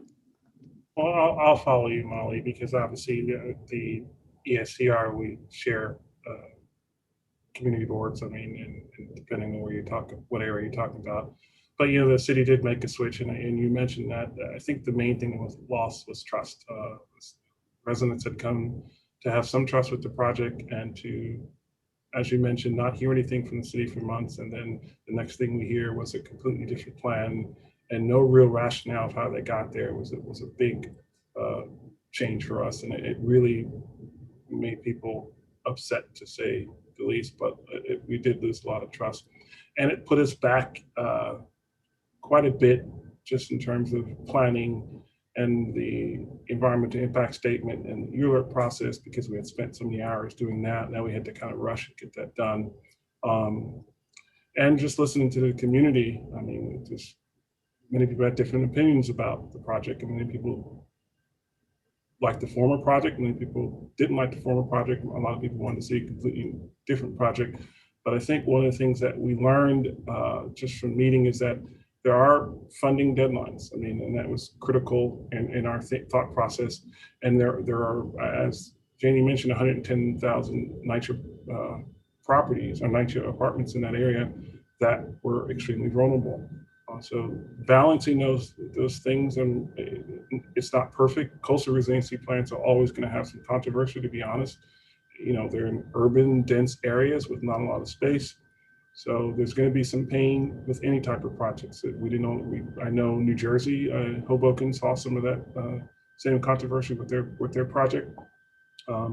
Just when you're talking about limited space, there isn't a lot you can do. And as I mentioned earlier, I would love to see a massive project where we bury the FDR, but everything revolves around funding. And if you don't have funding for a particular project, it stays as a plan on the bookshelf for the next 10 to 15 years. So we got an opportunity to get funding for 2 projects. It wasn't easy working with 2 different agencies who were leading the project. Also trying to understand exactly who was in charge. That was another issue, because Yes. you know, who do you call and say who's in charge? And Amy had mentioned that the pinch points at Montgomery and Brooklyn Bridge sort of provided a place for compartments. I do think that might have been a minus, because now you have these neighborhoods with different plans and different lead agencies with different projects, and we're all kind of living in the same neighborhood, but they're different in their own. They're all different types of projects, different types of engineering. So that also, you know, provided some difficulty for us from a community board perspective. I will say that we're very lucky to have 2 federally funded projects in our neighborhood, especially considering the amount of low-income housing. So that's a pro to all of this, or a high. And there are many lows that I've described, but we're thankful to have 2 fully funded federal projects in our neighborhood.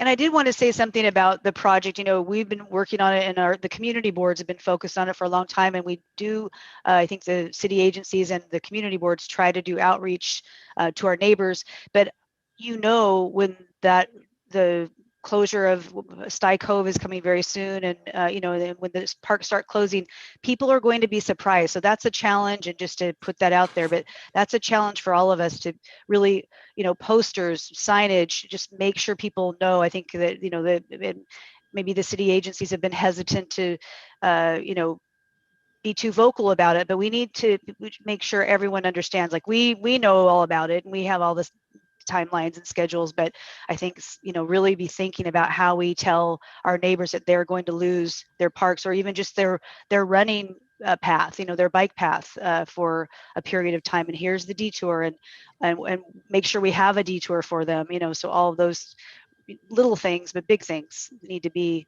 out there on the table for all, you know, for everybody. You guys have brought up just so many issues. I think, you know, the last one is really about these short-term, very, very inconveniences of not having a park for a longer, you know, for a period of time, not having a running path or a, you know, a street, to get flood protection for the long term. And I think that's one of the challenges that we've seen kind of play out in the community dialogue of people that really want to make sure that they have flood protection for the long term, and people that really want to make sure that they have a park open right now, especially in time of COVID. It's hard. The other thing we see, all over the place, including here, is something else that you mentioned, which is the challenge that no matter how much outreach we might think we're doing, we're never doing enough outreach and people don't necessarily know about it.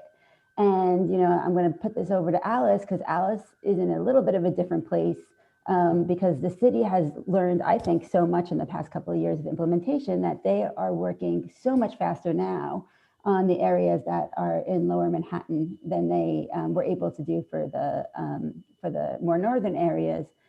So this is actually coming a lot faster, which means you're probably going to get to approvals even a lot faster, which means you're probably going to get to projects even a lot faster. Are there ways in which the community board is able to try to reach more people? What are the things that you're thinking about and kind of the challenges that you're facing because of this new timeline?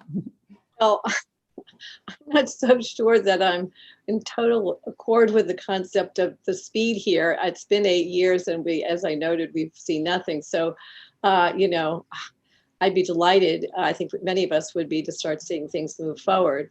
That said, in an effective and thoughtful fashion. In terms of outreach, I think, I'm a believer in the paper of record or the papers of record to help us out here to start to cover these stories. I mean, they're, to me, fascinating, yet we have very little coverage about any of these resiliency measures, and they're immense, and so I think as things begin to roll out more, we hopefully will see more things that are out there and publicly available. And specifically on the community board level or the community level, I know that our community board is very involved in a tremendous amount of additional outreach recently in the new administration. We're really trying very hard to update our database and trying to, really reach out to many more people on all of these items. And I do think that the world of Zoom or WebEx or whatever it is to our advantage right now, as we can see. Well, we're down to 158 participants, but you were 200 people, you're never going to see that at any community board meeting or any of your events, most likely. So I think that's working for us. But, our challenge is beyond dissemination of information is really just making sure the information is good information. And it's been really wonderful this year to work with Trevor and Molly and you to learn about what the lessons learned. I'm curious if I can ask a question just to you guys, Trevor and Molly. One that we never really talked about is how much do you feel the politics of the moment play in what what you've been witnessing and receiving and experiencing? Is leadership critical here? And not to point the finger at anyone, but I'm just curious about, do you think it would change under new leadership, the way things are running and such? Trevor? Assuming that we do have new leadership, I would hope so. I know that. I'm talking at a local level as well as the national. Well, if you want a national, because I think national is important because that's where the bulk of any of this money is going to come from. And if we're going to be realistic, I know there's a state level. COVID sort of changed everything for us. In terms of where money's going to come. There was a bond fund that sort of got canceled. And there are things we need to sort of look at locally to see where we can find money from. But I think it's really going to come down to funding. It's great to have leadership, and you still have to have that political will and someone who's willing to sort of push these projects. So I do think it's important. I just don't know if we're going to move this any further if we don't get some type of federal funding. Yeah, I agree. And as I mentioned before, we have some park mitigations that we're getting improvements on other parks, as we really don't have any open space. Like, we're really very limited with park space and open space. A few very small parks on our waterfront. Most of it's parking lots, and and kind of it's a heliport. We're in bad shape north of 23rd, 24th Street.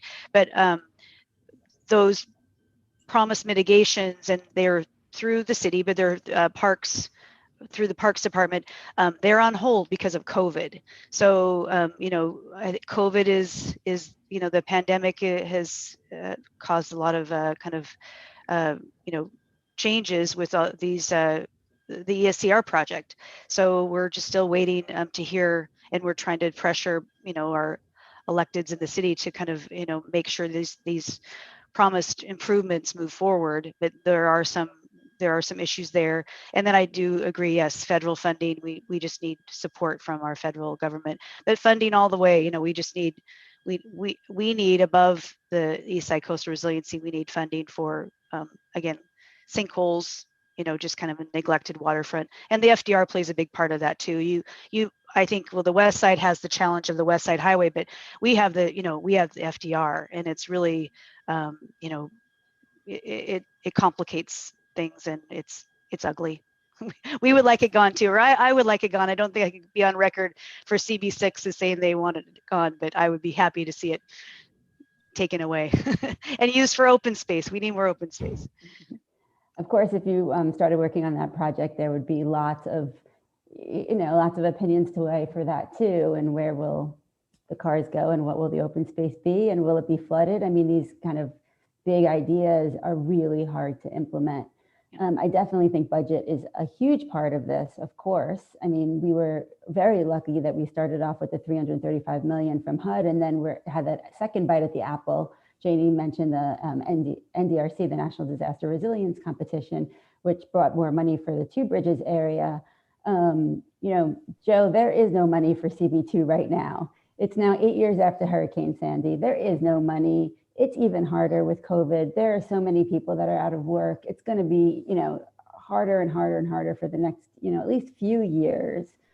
What are the things that your community board might be able to do, or would you like, you know, advice from the other community boards of what can you do in the interim with your community board? How can your community board get together and start working on these issues, knowing that there might not be as big of an opportunity as there was a few years ago? Can you turn off the fan? The fan. Sorry, I just missed the last end of your question.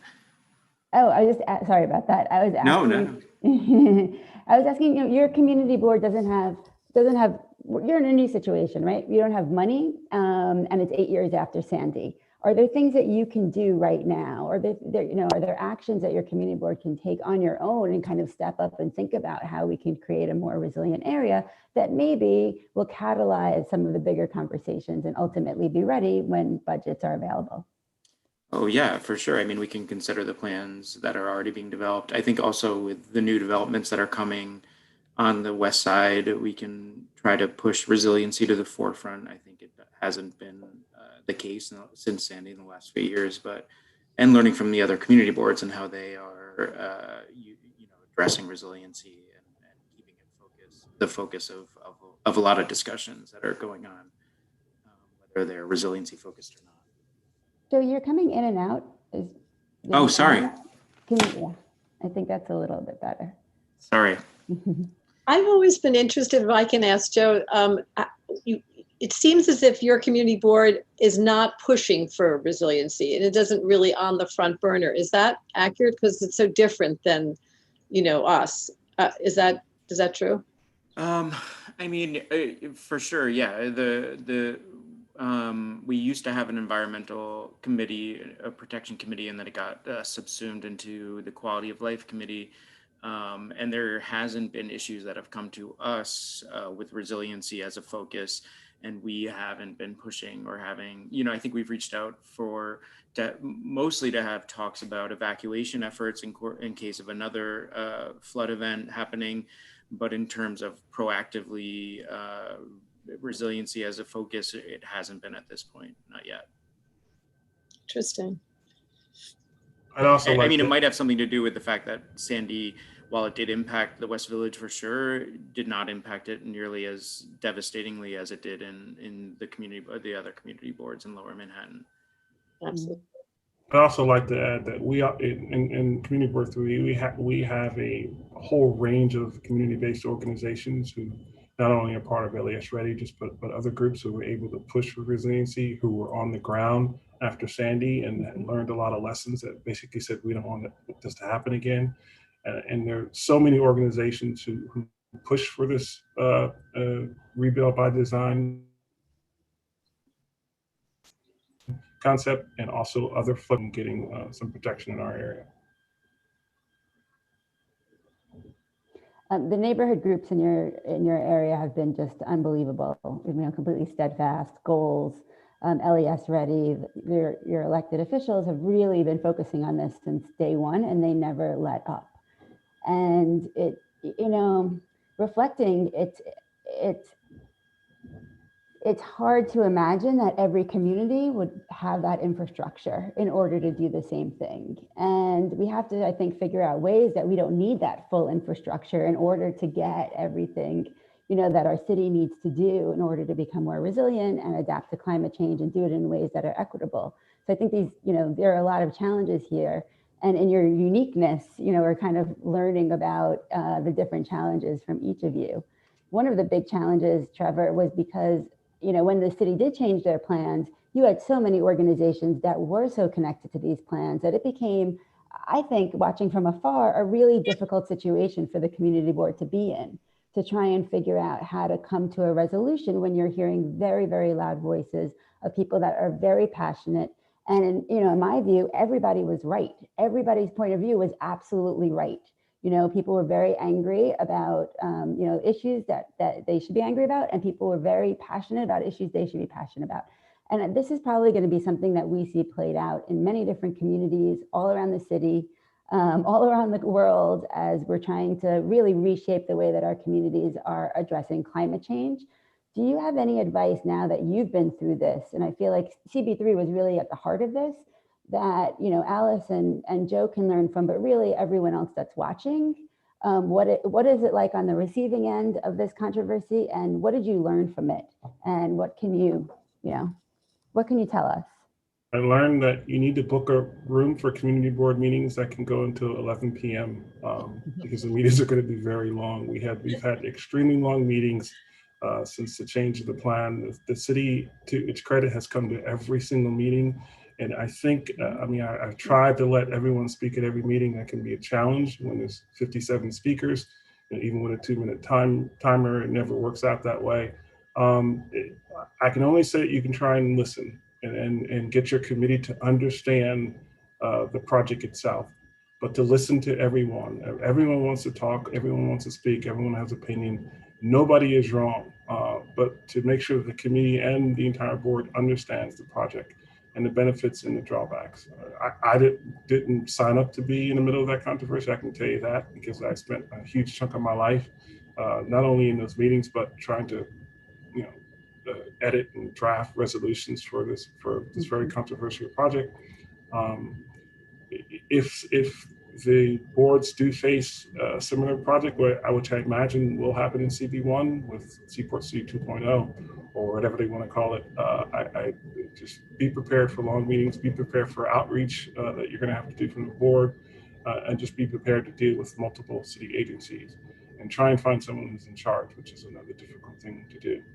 Just one thing about outreach, one of our last meetings, I think our entire committee took a gut check when someone came to the meeting and said that they had no idea that they were doing any flood protection in the East River. And just someone who's been involved for the last 12 years and it's been, you know, dozens of meetings, it was just a gut check to hear that despite all the outreach, despite all the banners that went up on the telephone poles and outreach that went, that there are still some people who don't know that there's a flood protection plan for their neighborhood.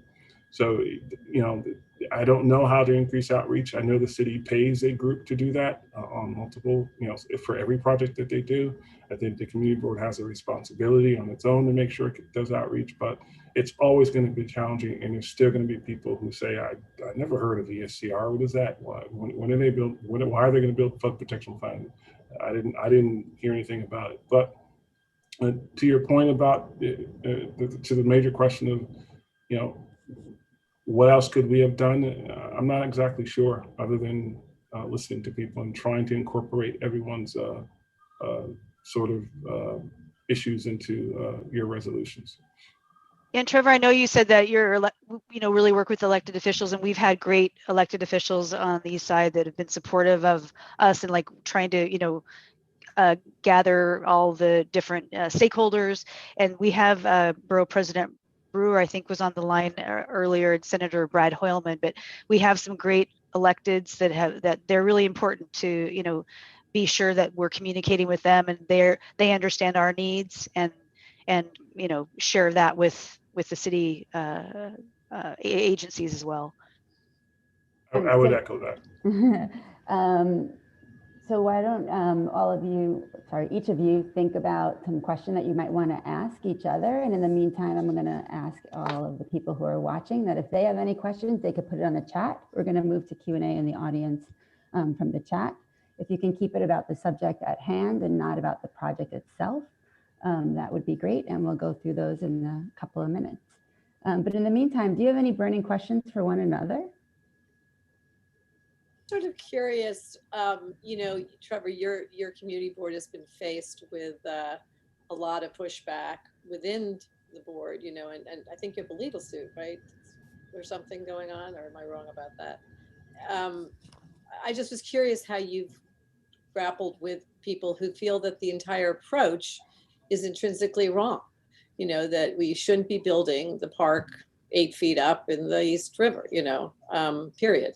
I think there are quite a few of those people that are still around. It's not as if it sounds like everyone's on board with this plan. And I'm just curious how the community board, you know, deals with that particular reality.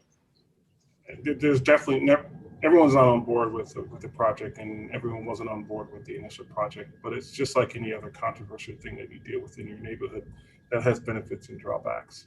You try and make sure that the committee and the community board, which, you know, we're volunteers, but we've agreed to try and get the views of the community, and you balance that with the project itself. But I think there's some misunderstanding from the community that the chair or, you know, someone in the community board decides what happens, and that's not necessarily the case.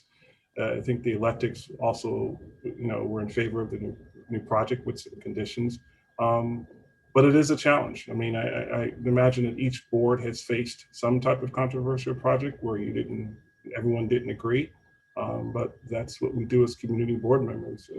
We come find a medium, we find a way to come together and, you know, some people are going to not like it, some people are, but you know, it's the best we can do as a community board.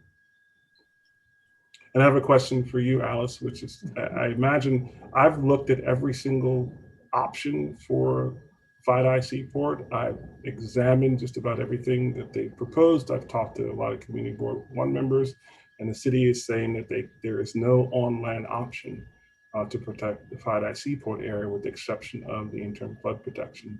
So my question is knowing that and knowing the options, does CB1 see the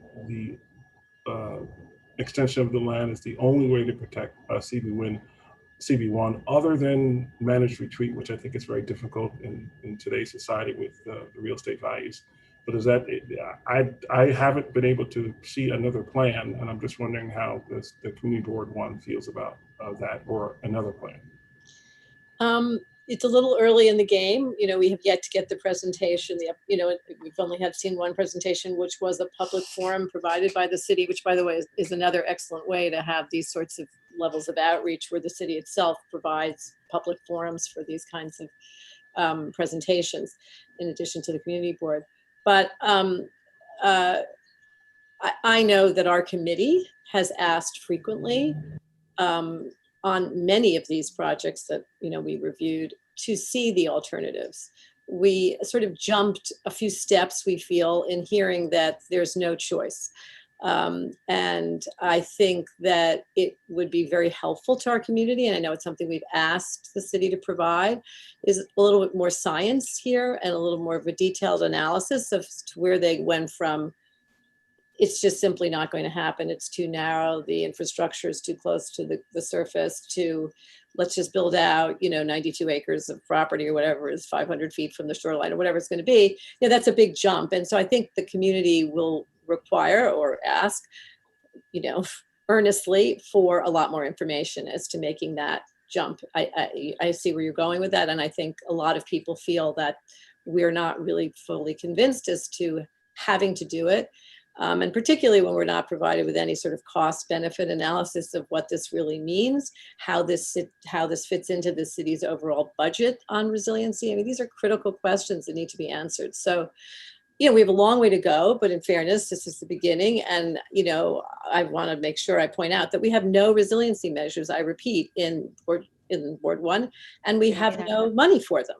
We have money for research, but we don't have money for funding any projects. So, we don't want to cut our knees off here and say, well, we don't want any of it. We kind of want to explore more. And I think on that particular project, we will definitely be pushing to see how we arrive at the extension.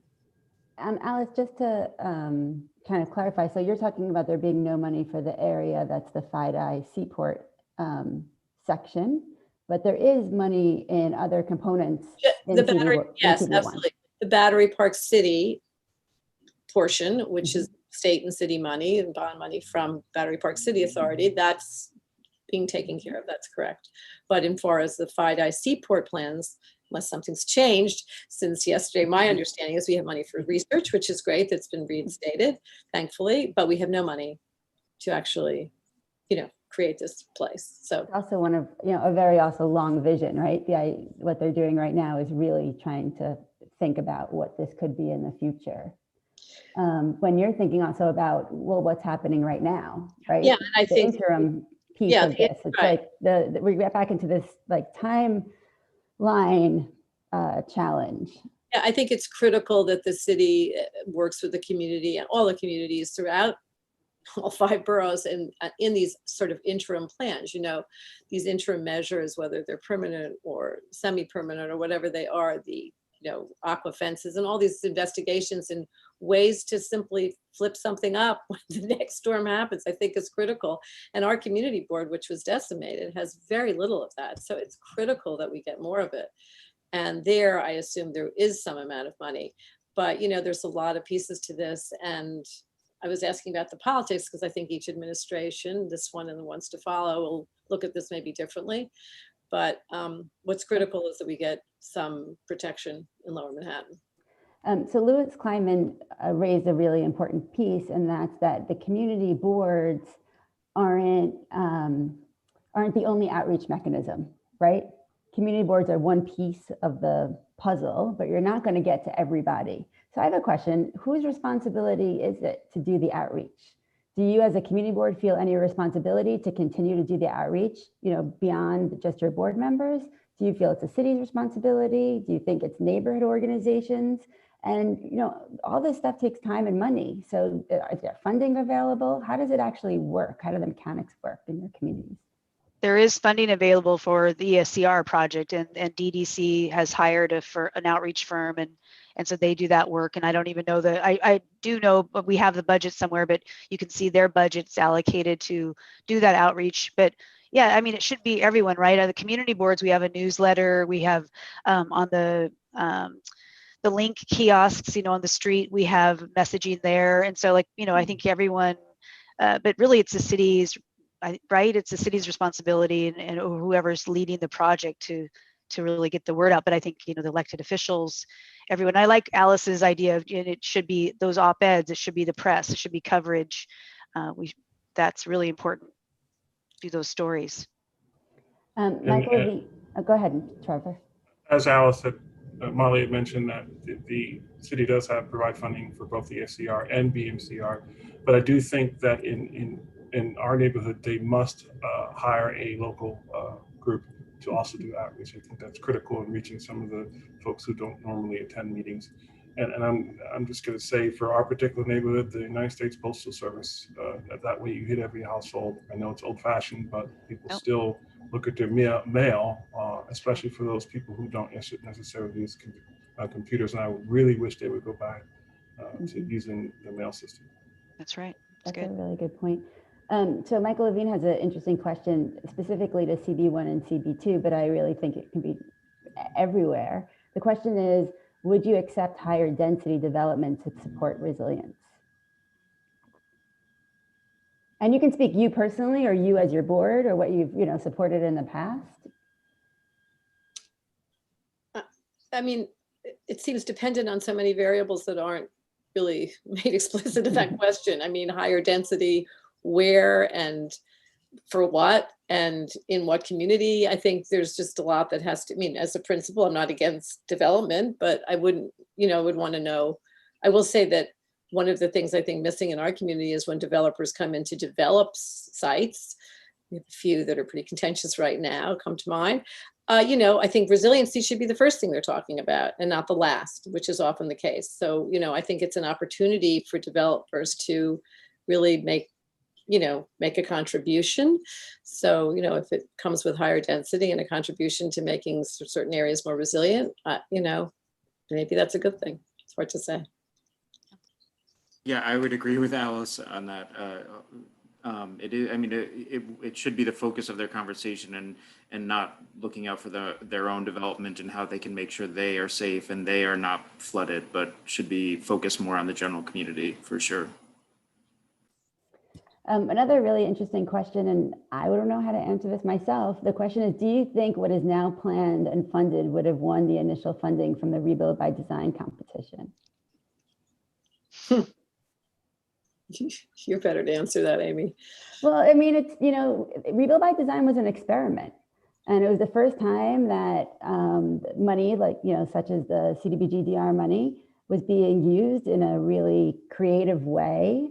We had amazing, help from HUD that helped figure out legally how it can be done, and the President Obama's task force. And it was a moment where people were paying attention and really wanted to come together and actually do something. So it was a lot easier to do outreach then than it is now on resilience. So Joe, I understand why people aren't, dropping everything right now to come to a meeting on resilience, because they have a lot of other things on their plate to do. But at the time, everyone was paying attention. And I think we got a lot of really great creativity out of it. But we always knew that it was going to have to then go through the sausage making machine and come out with projects. Overall, I've watched all these projects change. It's been hard at moments. It's been good at moments. It's been less good at moments. I don't know. But I do believe, and I wonder if you guys believe the same, that if we didn't have those really big, grandiose plans, we wouldn't have the plans that we have now. We would have started from a different place. And I think starting from really big and putting it a bit lower, to me, looking back, feels like a pretty good place, versus if we had left everything up to city and state government to do things the way that they would have normally done it, and just gone to their, regular engineers, and we would have maybe had, a seawall, or maybe had, it could be 3 feet or whatever it might be, but I don't think it would have the social infrastructure that really is still built in a lot of these projects. So that's how I feel. Does anyone want to add anything else to that? I do think, I don't know if they would be fun. That's a tough question to look back on. I think the projects carry the same roots, but I think what we stuck with is the term rebuild by design. That's really critical in the BMCR project, since it's a very tight area, very similar in its own way to the 5I district, because it's underneath the FDR, very tight constraints, lots of infrastructure. So I do think the issue of not just building resiliency project, but adding some design and some social components to that I think that was critical in keeping that portion. We actually have a question about the funding for social infrastructure. So these projects do have lots of designing for social infrastructure. They create new spaces for communities to get together, hopefully not in a time of COVID, or safely social distance, of course. However, there's not a lot of funding for those programs. And another really big issue is there's not a lot of funding for maintenance for these, new projects. We are in this city, and every other city, every state is, with this new conundrum of how do we build, but also then how do we maintain these resilience projects, and whose responsibility is it? And at this very moment, if it's on DOT's property, it's DOT's responsibility. If it's on EDC's property, it's EDC's responsibility. If it's on parks, it's parks. And that's kind of why you have this alphabet soup of different agencies that are implementing it, because it depends on whose property it is. But we don't have this overall budget for programming for social infrastructure projects, or even for maintenance of flood resilience projects. And I think what we saw with a lot of the changes that occurred was a reflection of that challenge.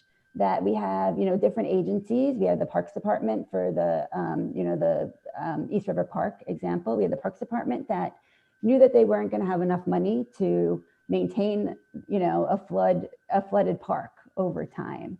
We had a transportation agency that may or may not have been pushing back on the closure of the FDR Drive overnight for 5 years. And then think about that too, just to interrupt Right. you, New York State DOT versus New York City DOT. So that's a whole, West Side Highway, FDR, that's a whole completely, they've been fairly silent, but they're powerful. And I'm really glad that you brought that up, because New York State DOT and New York City DOT have different regulations.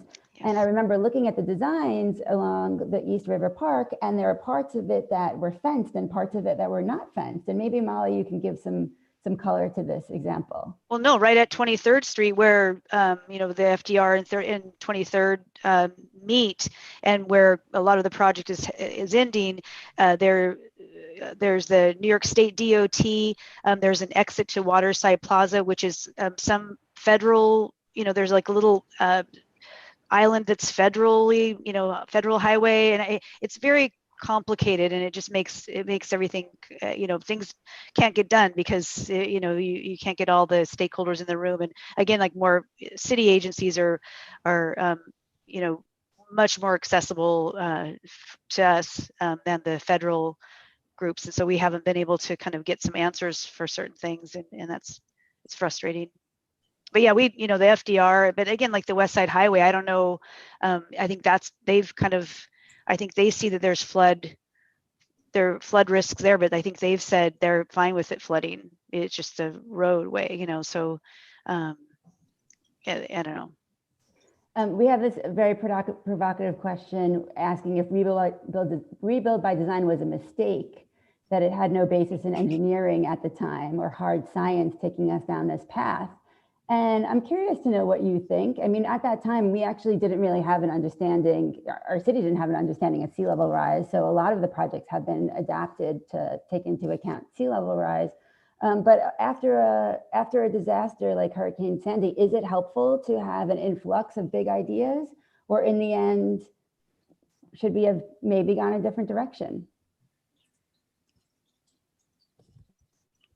I think you have to have the big ideas to get, like you said, to get the, people thinking big. And then I love the covering up of the FDR. I mean, that's, again, back to, my favorite thing to do, but those are big ideas. And so I think some of those ideas will slowly come to fruition over time, but for now we're getting this, and when we have some of those design ideas implemented into the SCR plan, could be more, but I think you need, I think you need both. Obviously, these kinds of plans for the future of our cities require very much a multi-layered approach. And so the voices of people who believe that there should be a storm surge barrier and all of that are just as valid as those that are believing that it should be a passive set of berms on a street corner, on a coastal corner or whatever it is. I think that we really need to look at it all. And I think, you can't say one was wrong or right. There are different approaches, and both are valid and both are valuable, I would argue. And particularly right now, I think we're at a point with COVID, is there an opportunity here to look at the bigger items, the sort of infrastructural, huge plans that were discussed by Army Corps, and then kind of dismantled. I guess, we should leave with the idea that we all should go out to vote and make sure we get that federal dollars back to, allow us to look at some of these bigger items that were considered. I hope people are watching while they're online voting right now. Yes. I will say that I enjoyed the process. The only thing I think maybe if there's a similar type of process, I know there are different processes for different designs, is that to get people to understand that this is just proposals. These are just things ideas. But in order to get those sort of big ideas and to come down with something that works, you're going to have to go through this process. I know there was a design competition for the Brooklyn Bridge to expand that walkway. And there were lots of designs, all of them creative, but in the end, you're not going to get what they draw. You're going to get something very similar, but you're not going to get that exact design. So I think it's helpful. I think it not only helps for the designers and the engineers to come up with nice plans, but also to get to talk to residents and people and get their opinions about stuff. So the design sort of are shaped by the community as opposed from a top-down approach just by engineers. I have 2 questions left, and we just have a few minutes. The first one is, we've just done a ton of reflection and thinking about what if, but let's just think about the future now. Is there things for each of your community board or maybe personally that the city could do now that would improve things for the future, improve the outreach, improve the projects, whatever it might be? What would be the thing that you think is most important to think about for the future? Well, for us, as they start the project, we're still running up against timing issues of like certain property owners, one specifically on Sty Cove that is, Solar One, and they didn't communicate well. And so like just timing of all these projects, and they have a big renovation of their building or rebuild of their building. And so to be working EDC, DDC, city agencies, parks, to be timing that all correctly. So hopefully as we start, and we'll just be communicating even more, because it's going to get intense. And then we didn't even mention, which is, just a really in the weeds thing, but the construction and construction noise and intrusiveness of all of this will be going on for quite some time. So community boards get those phone calls, elected officials get those phone calls. So we'll have to be dealing with that. So good times to come.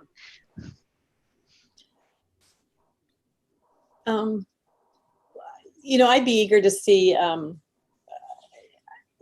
what show I started in this holistic vision. In other words, that the federal, state, and city agencies at all levels come together to provide some sort of holistic vision of the city's resiliency planning. And, we need to better understand what the left and right hands of each arm of a government are doing together in our communities, and how this affects the city as a whole. Right now we're faced with the Department of City Planning's waterfront revitalization program and plan, and resiliency zoning plans, the OR resiliency plans, the comprehensive 5-borough plan that's been put before council. What is sort of driving all this? Where do we go to get sort of the one vision? And I think that's critical, because there's just no way to evaluate this. What are the precedents for this? How are these decisions being made? Is still, at least from our level, where we're, as you're pointing out, kind of more at the beginning, it's just not clear. And I think it would help us all if that were made more clear, and if the administration can make that more clear. So that would be my hope. I just want to jump in that there is a council bill requiring a comprehensive vision for a citywide resilience. Well, that's what I was referring to. That's one of many plans, though, right? Right. It's one of many bills, and it's one of many plans, but there is talk, citywide for the council trying to kind of force this issue is, can we have one big vision for the whole city? Right. Mm-hmm. I would only add just communication from every level of government and every agency, even if it comes from one person. I think we have some issues with the ESCR, including the compost yard issue, which is really a sanitation issue. It is a parks issue, but it's controlled by sanitation. And it's been difficult to get answers about that particular the ecology center and what their future is, and dealing with different agencies and who's in control of what. So we'd really like to see a way for the city to provide more communication and to be honest about things. I mean, I know it's asking a lot. It's not anything different than any project the city works on, but that would be my advice. Joe, do you have any thoughts of what you would like to see going forward for your community?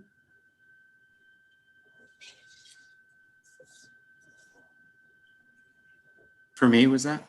Mm-hmm. I mean, hopefully, I think this will even spark conversation within our own community board. We have on our next agenda that new amendment that you just wrote, the op-ed on, Amy, for the Department of City Planning, on our agenda for November.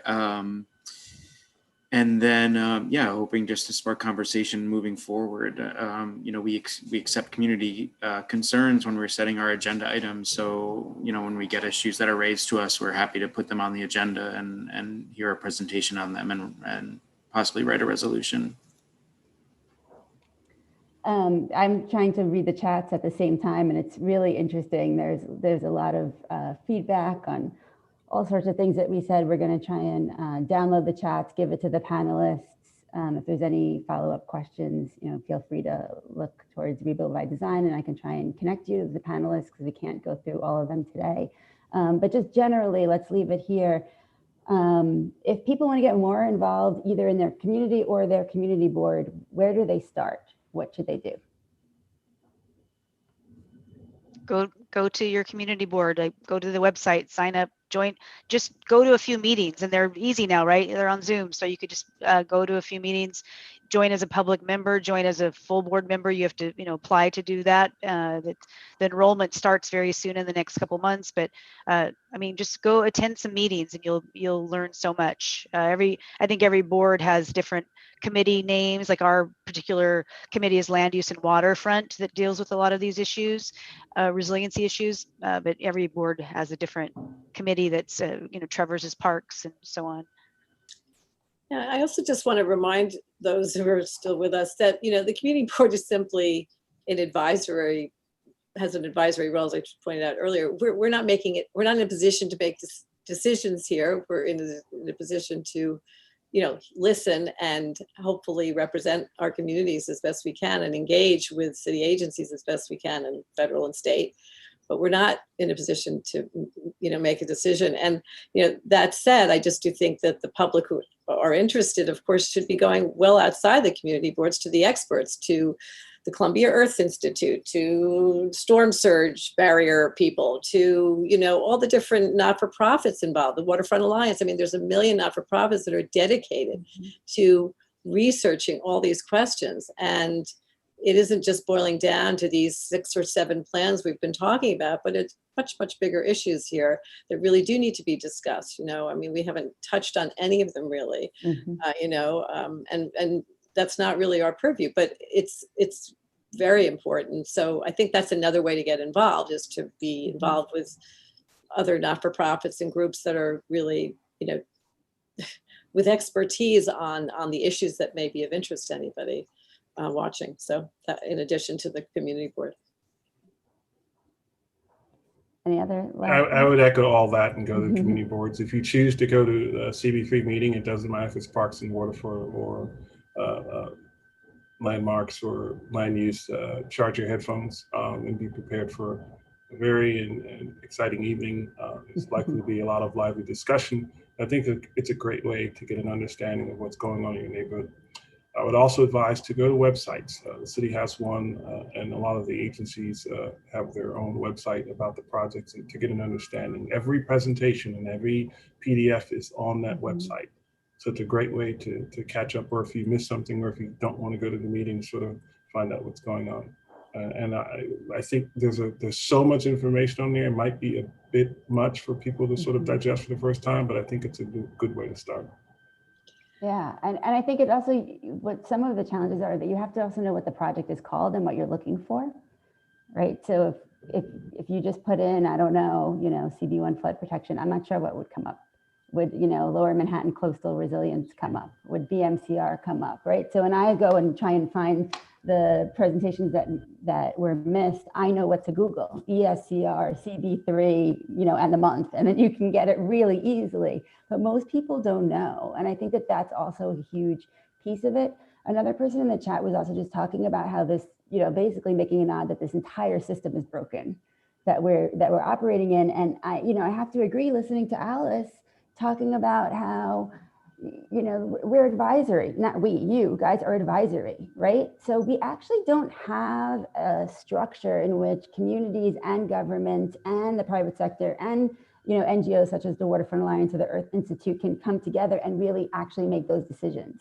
When we have it, it's always in an advisory form, right? But those advisory forms are also very important. But I think what it's really important is that when people are getting together and hearing other point of views, and understanding it from these, you know, kind of interdisciplinary ways, and you start learning a little bit more, and hopefully you can get to another place. So maybe this is for a longer conversation of what we would put in place of what we have now. It could be a very interesting event, but for now we do have community boards. And I wanted to thank you each so much, Molly, Alice, Joe, Trevor. You guys are just, you know, tremendous partners. And I want to add, community board members do not get paid for all of their work.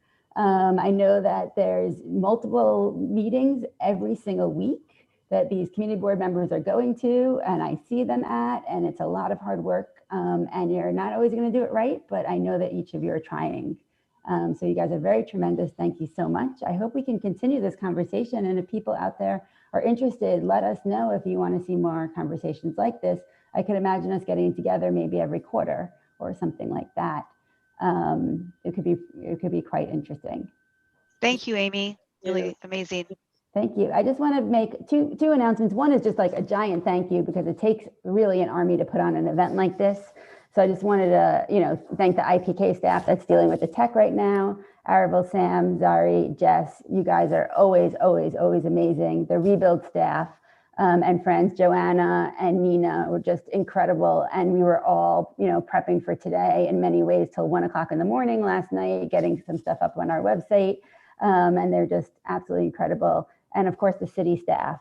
We may not always agree, you know, you might not always agree with the city, but as you mentioned, they have come to every single meeting, and that takes a lot. And people don't, you know, go to planning school or go to transportation school to, you know, to present in community board meetings. They actually have to learn how to do it, and it's really, really hard. So I give them a tremendous amount of credit for doing that. We actually have another event tomorrow. I just want to give a plug for it. Tomorrow at noon. It's an event asking the question. It's kind of a provocative question about, like, is it possible? Is it possible that New York City could have an eco-forward approach to resilience? You can find it on our website, rebuildbydesign.org, where the event's also in collaboration with the Waterfront Alliance and the Regional Plan Association, two amazing partners, and you can still sign up there. Thank you all, and have a wonderful night. Vote, vote, vote. Vote, don't forget to vote. Good. Yes. Right on. Bye, guys. Thank you. Good night, all. Thank you.